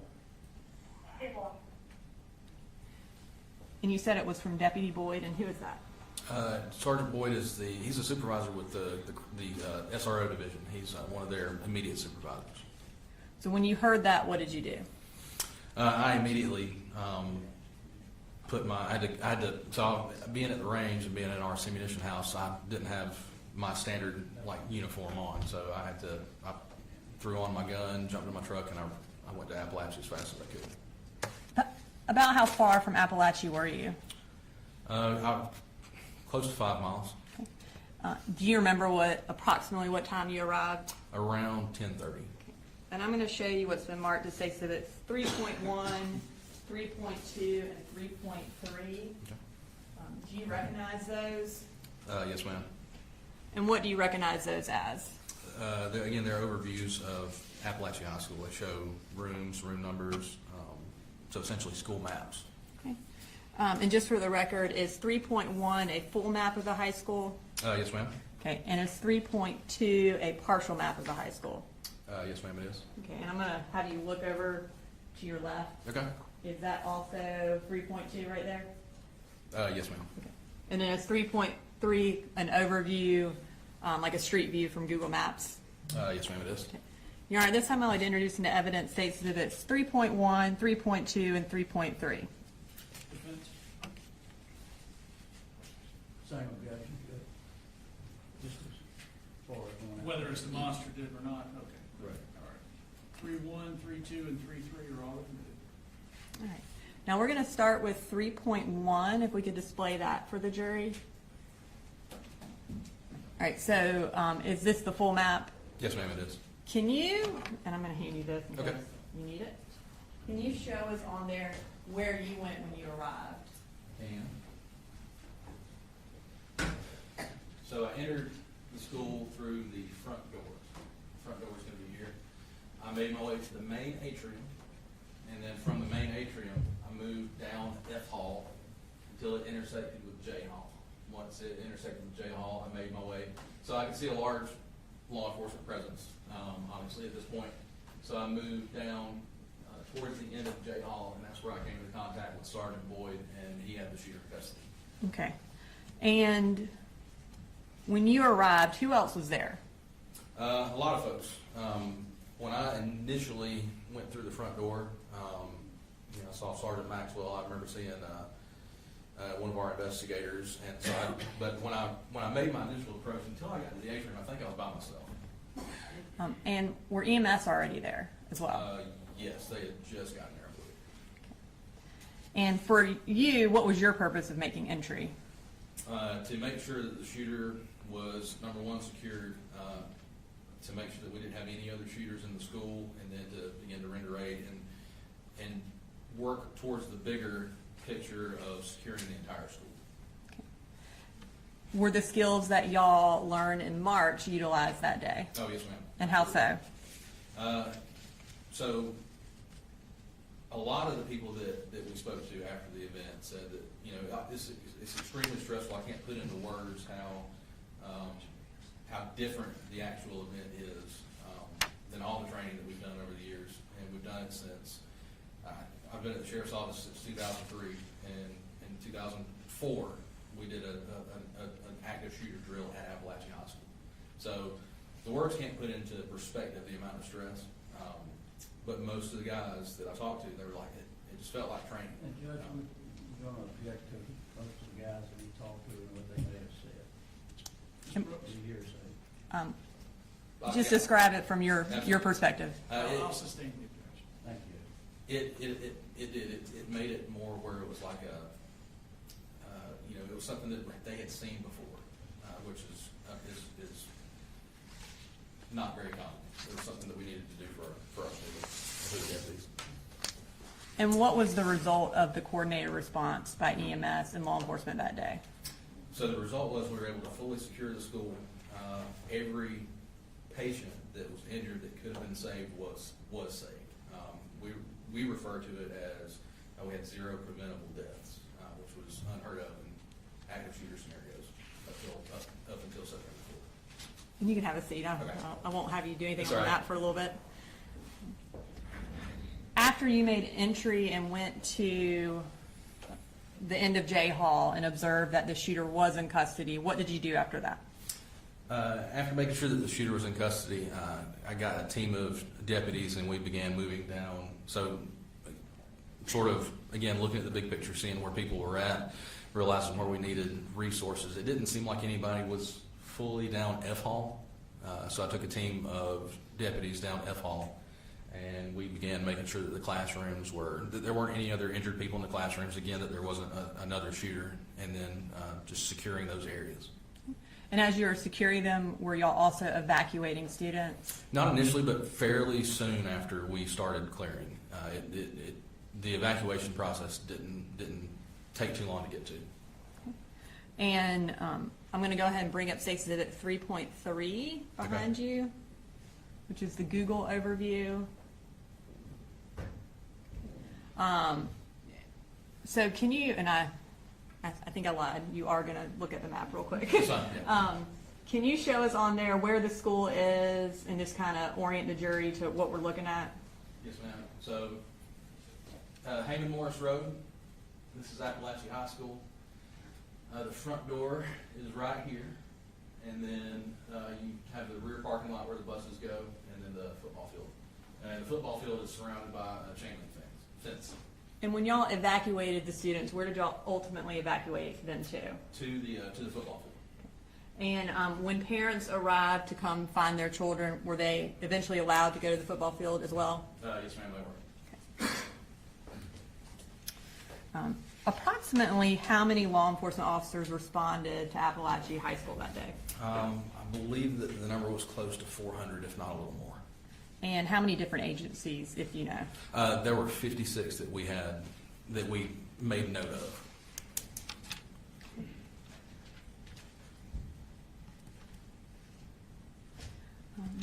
I'm going to go back to when you were in the school. Did you observe any dust-like substance present in the school when you were clearing it? Yes, ma'am. And where was it located? So I noticed it the closer I got to J Hall. As I was going down F Hall, I noticed it as I was getting towards J Hall. And had you had experience with that kind of dust before? Yes, ma'am, years ago. Okay. And based on that, your training and experience, where did that dust originate from? I almost immediately recognized that it was from the ceiling tiles. The concussion from the gunshot caused the dust from the ceiling tiles to start to fall and settle.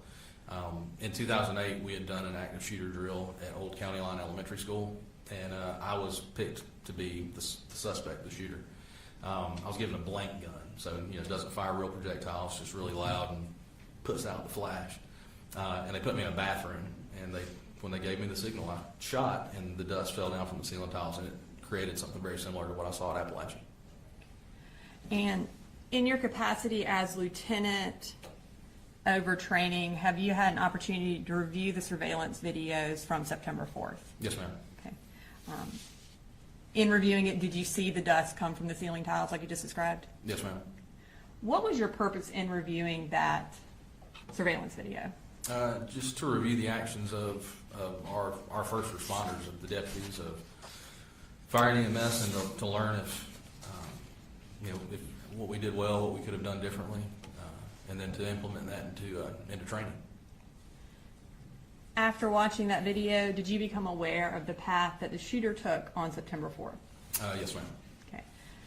At this time, I'd like you to go through that path for the jury, Okay. and if you could use the large map over there.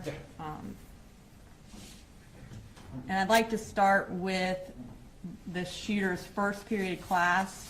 What class was he in? So for first period, he was in Miss Harris's class, and that was 1.515. It's going to be located right here. And are you familiar with what time first period class is? Yes, ma'am. So he got to class around 8:01, and the class starts at 8:15. Okay. And are you familiar with what time it ends approximately? Oh, yes, yeah, it ends at 9:38.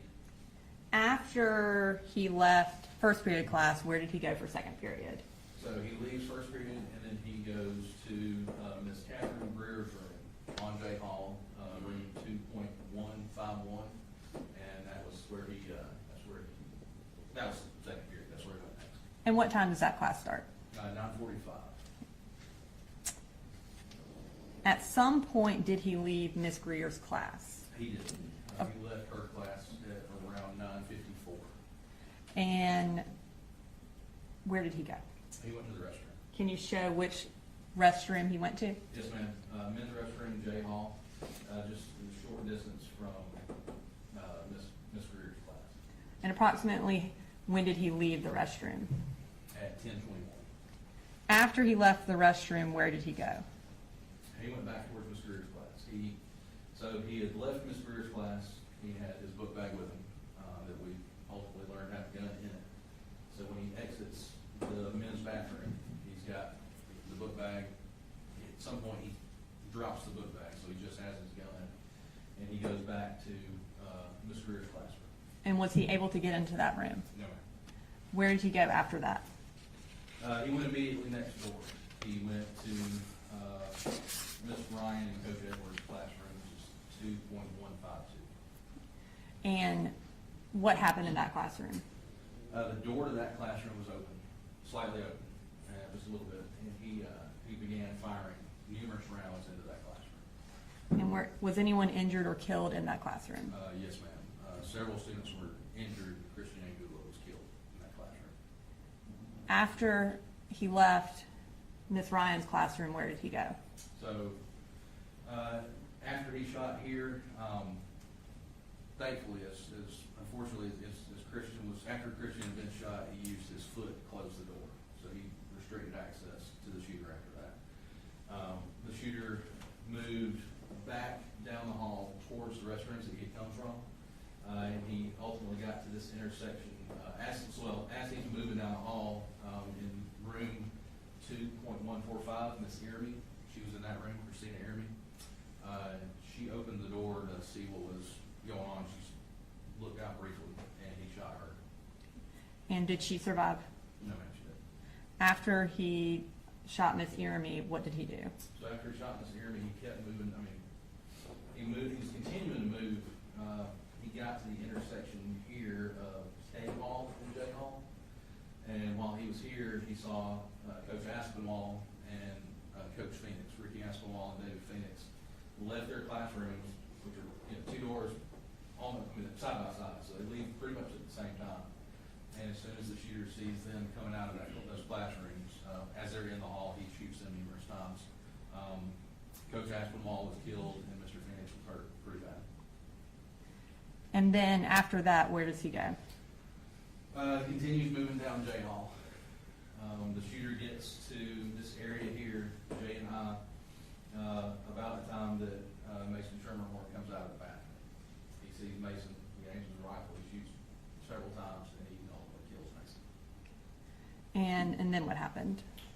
After he shoots Mason, he turns and aims down K Hall at a student that was quickly trying to run away from him. He was trying to run so fast that he swallowed over himself. As soon as he aims this way, Deputy Brandon King and Sergeant Boyd made their way down F Hall. They actually came out at the intersection on J Hall, so they could tell that there was, through the haze of the dust that had fallen, they could tell that somebody was down there. They heard the shots when he shot Mason, and then they immediately started giving loud verbal commands for him to drop his gun, and he immediately surrendered.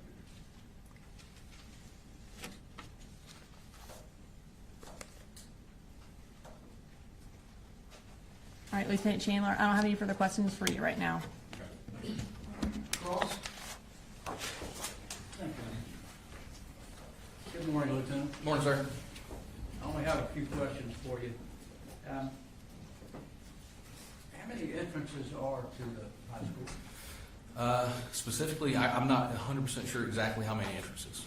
I can count them for you, though, using the map that we have, if you'd like me to. If you know, that would be great. Okay, give me 1 second. So I'm going to go based off of mostly just the exterior doors. There are going to be some other doors that I might not be able to count.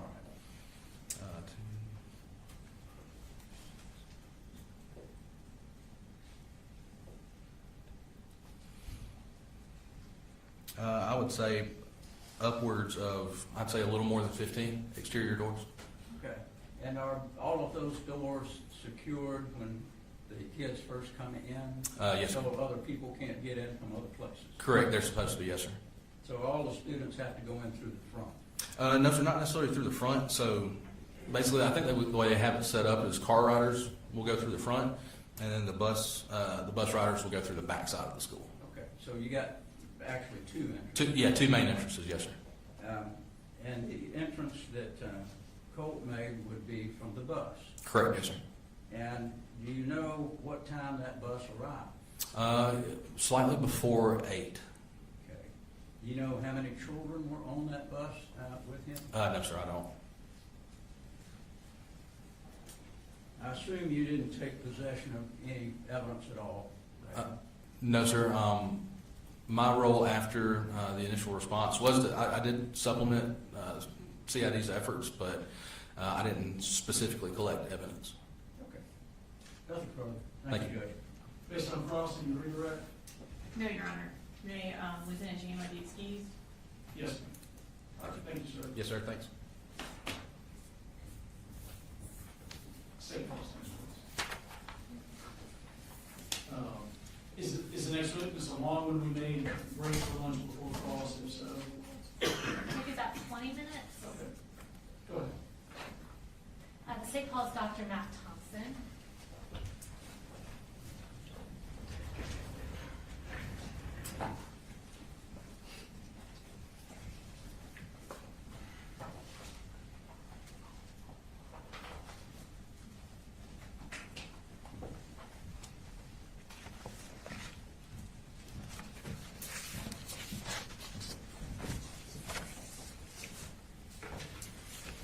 If you want to go ahead and raise your right hand, do you swear or affirm any testimony you're about to give in the matter now pending before the court is the truth, the whole truth, and nothing but the truth, so help you God?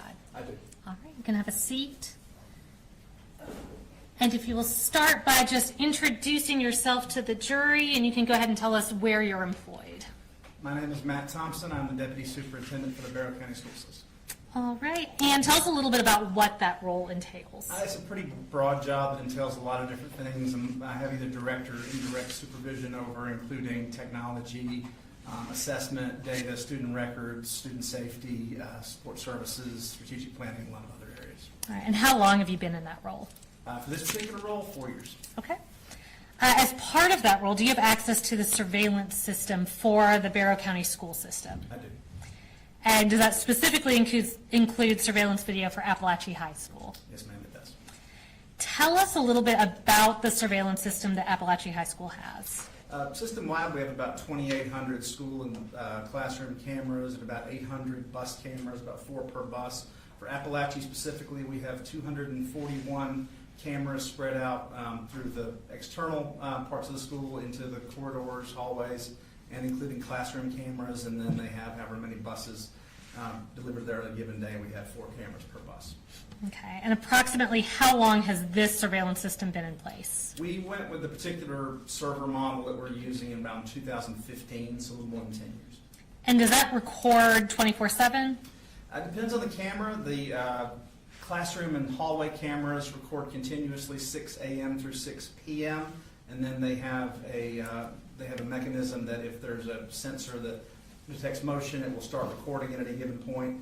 The external security cameras and some of the key entrances record 24/7, and then the bus video records as long as the bus is actually cranked and engaged. It records continuously. Gotcha. And do any of these videos have sound?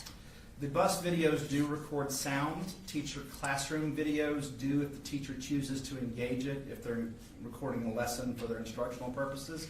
But unless the teacher turns on the classroom cameras, they do not record sound, and the hallway security videos and the external do not record sound. All right, so are you aware if any of the videos relevant to this case have sound recorded on them? I'm not aware of any that do, Okay. except possibly the bus video. I'm not 100% sure on that. Okay. So the bus could go either way? Bus could, yes. Okay. And we'll start with the school proper, how is the surveillance video stored?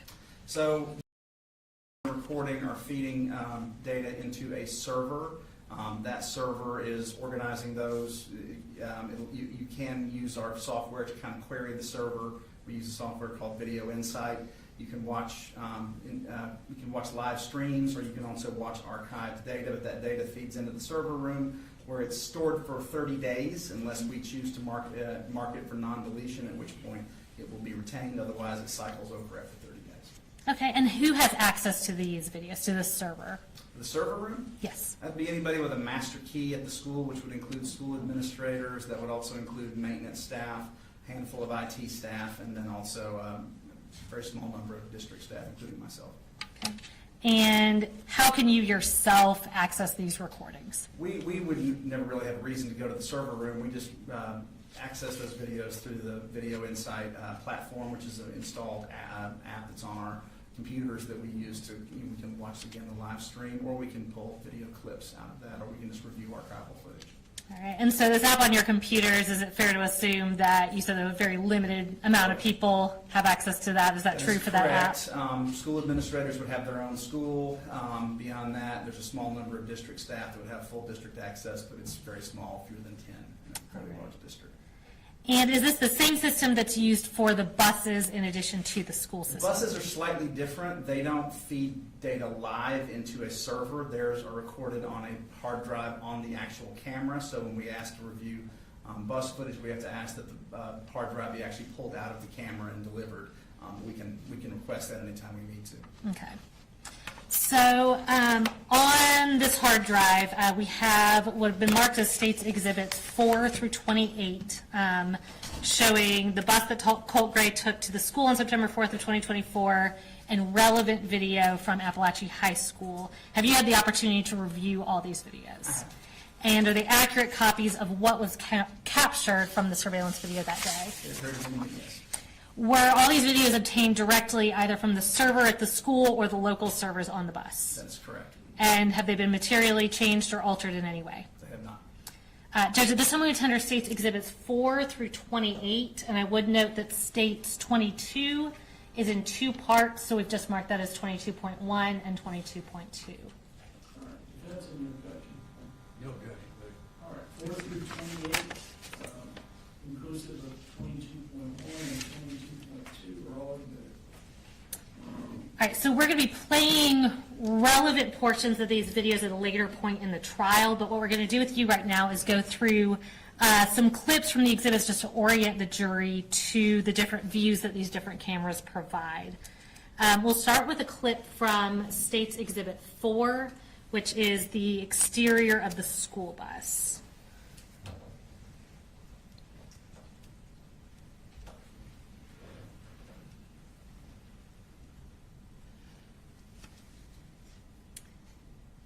And looking at this video, is that the video that you obtained relevant to this case? It is. Or a clip from it? And is the timestamp and date accurate on this video? They appear to be accurate, yes. Okay. And where's that camera? I think it's relatively obvious, but where's the camera shooting So from? there's 4 cameras per bus. That would be the front-mounted camera that's pointing out the front of the bus. Okay. Moving on to a clip from States Exhibit 5.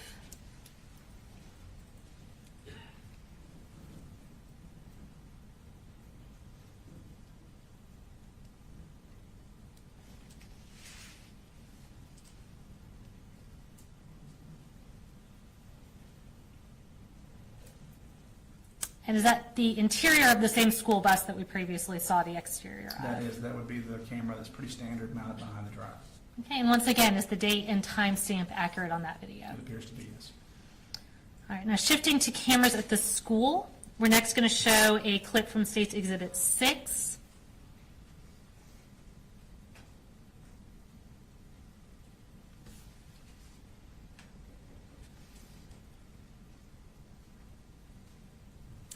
All right, and where is that camera showing from? That is the bus rider entrance at the back of Apalachee High School. All right, and I see we've got 2 date and timestamps, but they look to be exactly the same. Are those correct in Those these would be videos? correct, yes. Okay. Now, next we're going to jump over to a clip from States Exhibit 16.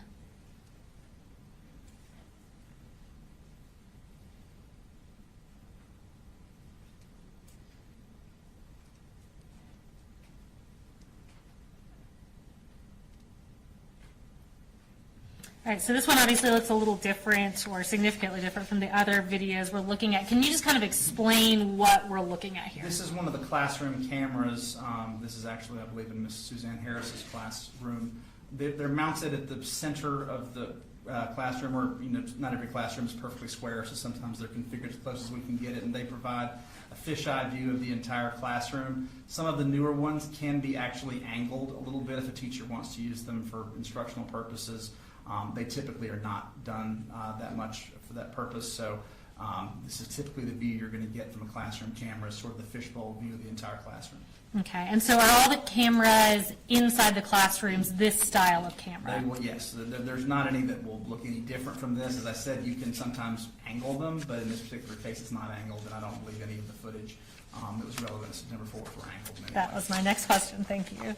And are there any other cameras that show the interior of these classrooms as part of the school surveillance system? Is the date and time stamp on this video correct? It is, yes. And just to kind of further orient the jury, in this video, can you tell us where the entrance to the classroom is? It would be in the upper left-hand corner of the screen. You can see a sort of brown door. That would be the entrance to the classroom. And this is, like I said, this is a computer classroom, so there's rows of desktop stacks. Okay, so that brown door with the little window on it, right? That would be Okay. it. And next, we're going to pull up State 17 and show a clip from that.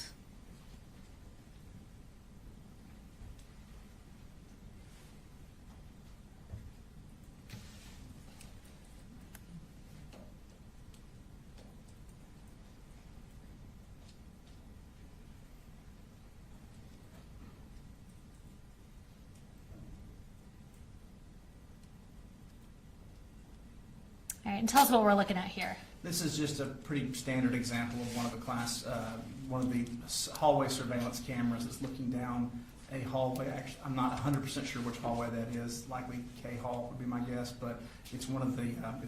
I recognize enough of the names to know that's one of the ones that feeds onto J Hall. Okay. And generally, these hallway cameras, where are they located throughout the hallways? We try to strategically place them through the, these are very large schools, hundreds of thousands of square feet to cover, so there are going to inevitably be, particularly in the hallway surveillance cameras, some occasional blind spots or some places where you have a long view to see something, but we try to place them along strategic points in the hallway to get maximal coverage. Okay. Is every square inch of every hallway covered by a camera? No, ma'am. We unfortunately do have some blind spots occasionally. Okay.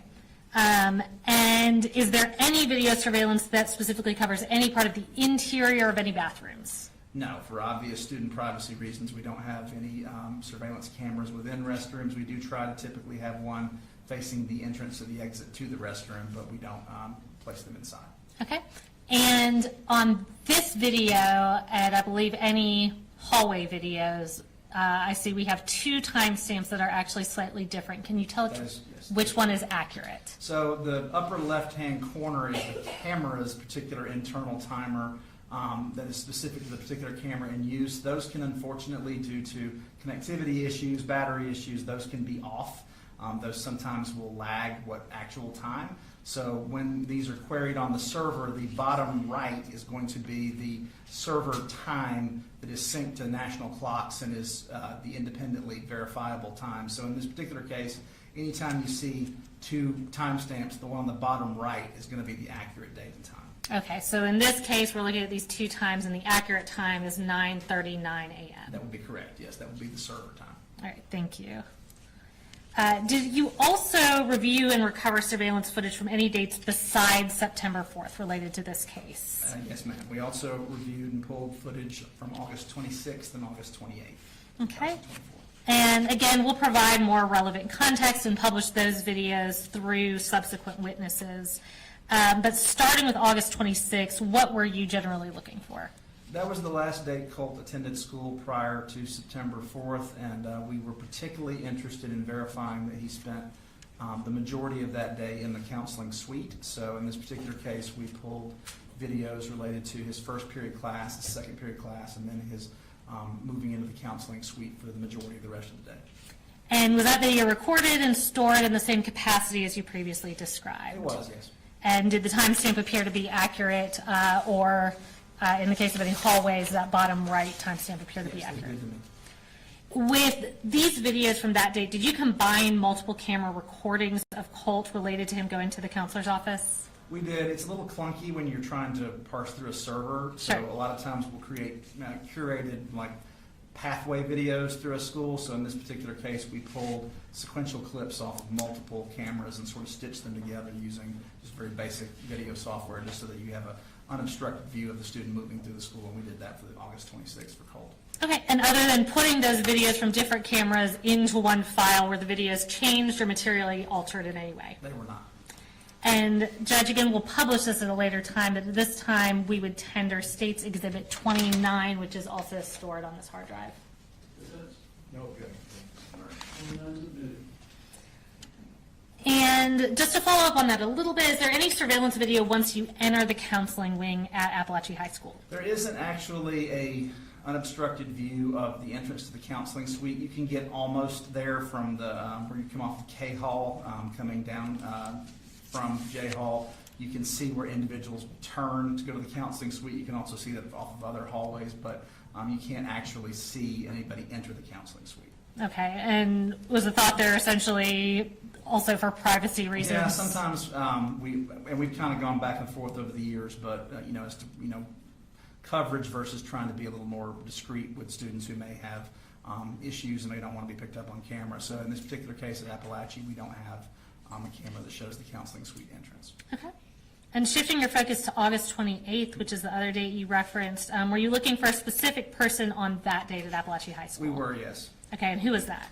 That would be Colt's grandmother, Miss Deborah. I think I've had her name mispronounced all these years. I think it was Pummelhoos or... Okay, I believe Paul Hamus, Paul Hamus, there we go. but I think we will clarify later. She had visited that day to meet with a counselor to discuss her concerns, so we pulled video showing both her entrance and her exit from Apalachee High School. Okay, and again, did you combine the multiple camera recordings of her on that date into one file? We did. And other than putting them into one file, were they changed or materially altered in any way? They were not altered in any way. All right, and is that the video that we've marked as State's Exhibit 30 and put onto this hard drive, a fair and accurate depiction of what you pulled off those cameras? And Judge, at this time, we would tender State's Exhibit 30 and again play it at a later time. Defense? No objection, Judge. All right, 30 is admitted without objection. All right, now lastly, I'm going to show you what has been marked as State's Exhibit 31. And can we just identify what this is? So this is Apalachee's bell schedule for 2024-2025, specifically the fall semester. Appalachee's instructional day is tied into 4 main instructional periods with a shorter advisement period. Okay, and before I make you talk through it twice, what I've handed you fair and accurate? This is Okay. the accurate bell schedule from the fall of 2024. Okay, and Judge, we'd go ahead and tender those as State's Exhibit 31.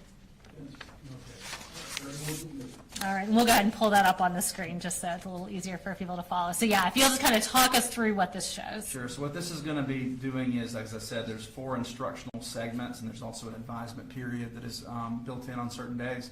So in this case, what this is showing is the beginning and ending of each class segment, and then the time students have to traverse to their next class before they would be considered tardy. Okay. And nothing further from me. The defense may have a couple questions for you. All right, Cross? I just have one question. Sir. At that time, Apalachee High School did not have metal detectors. That is correct, sir. All right, thank you. All right, any excused? Yes, sir. All right, thank you, sir.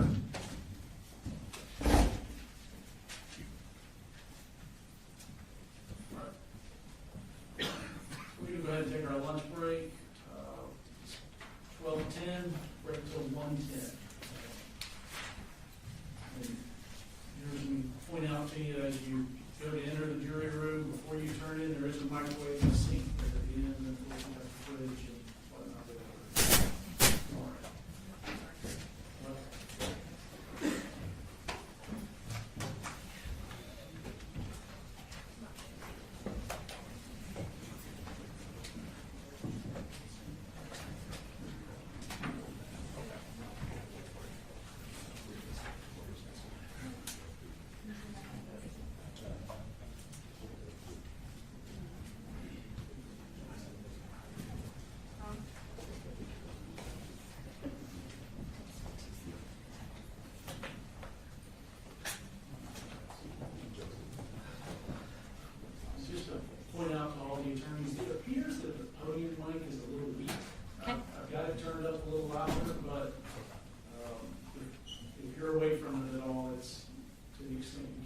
it's not really picking it up.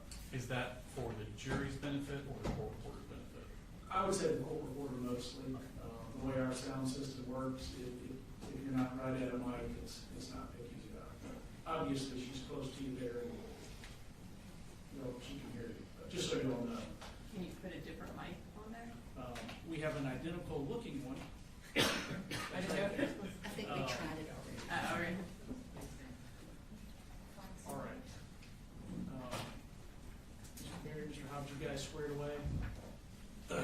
Yes, bailiff is going to give us instructions on where to go. You can recess till 1:10. Thank you. Thank you. Thank you.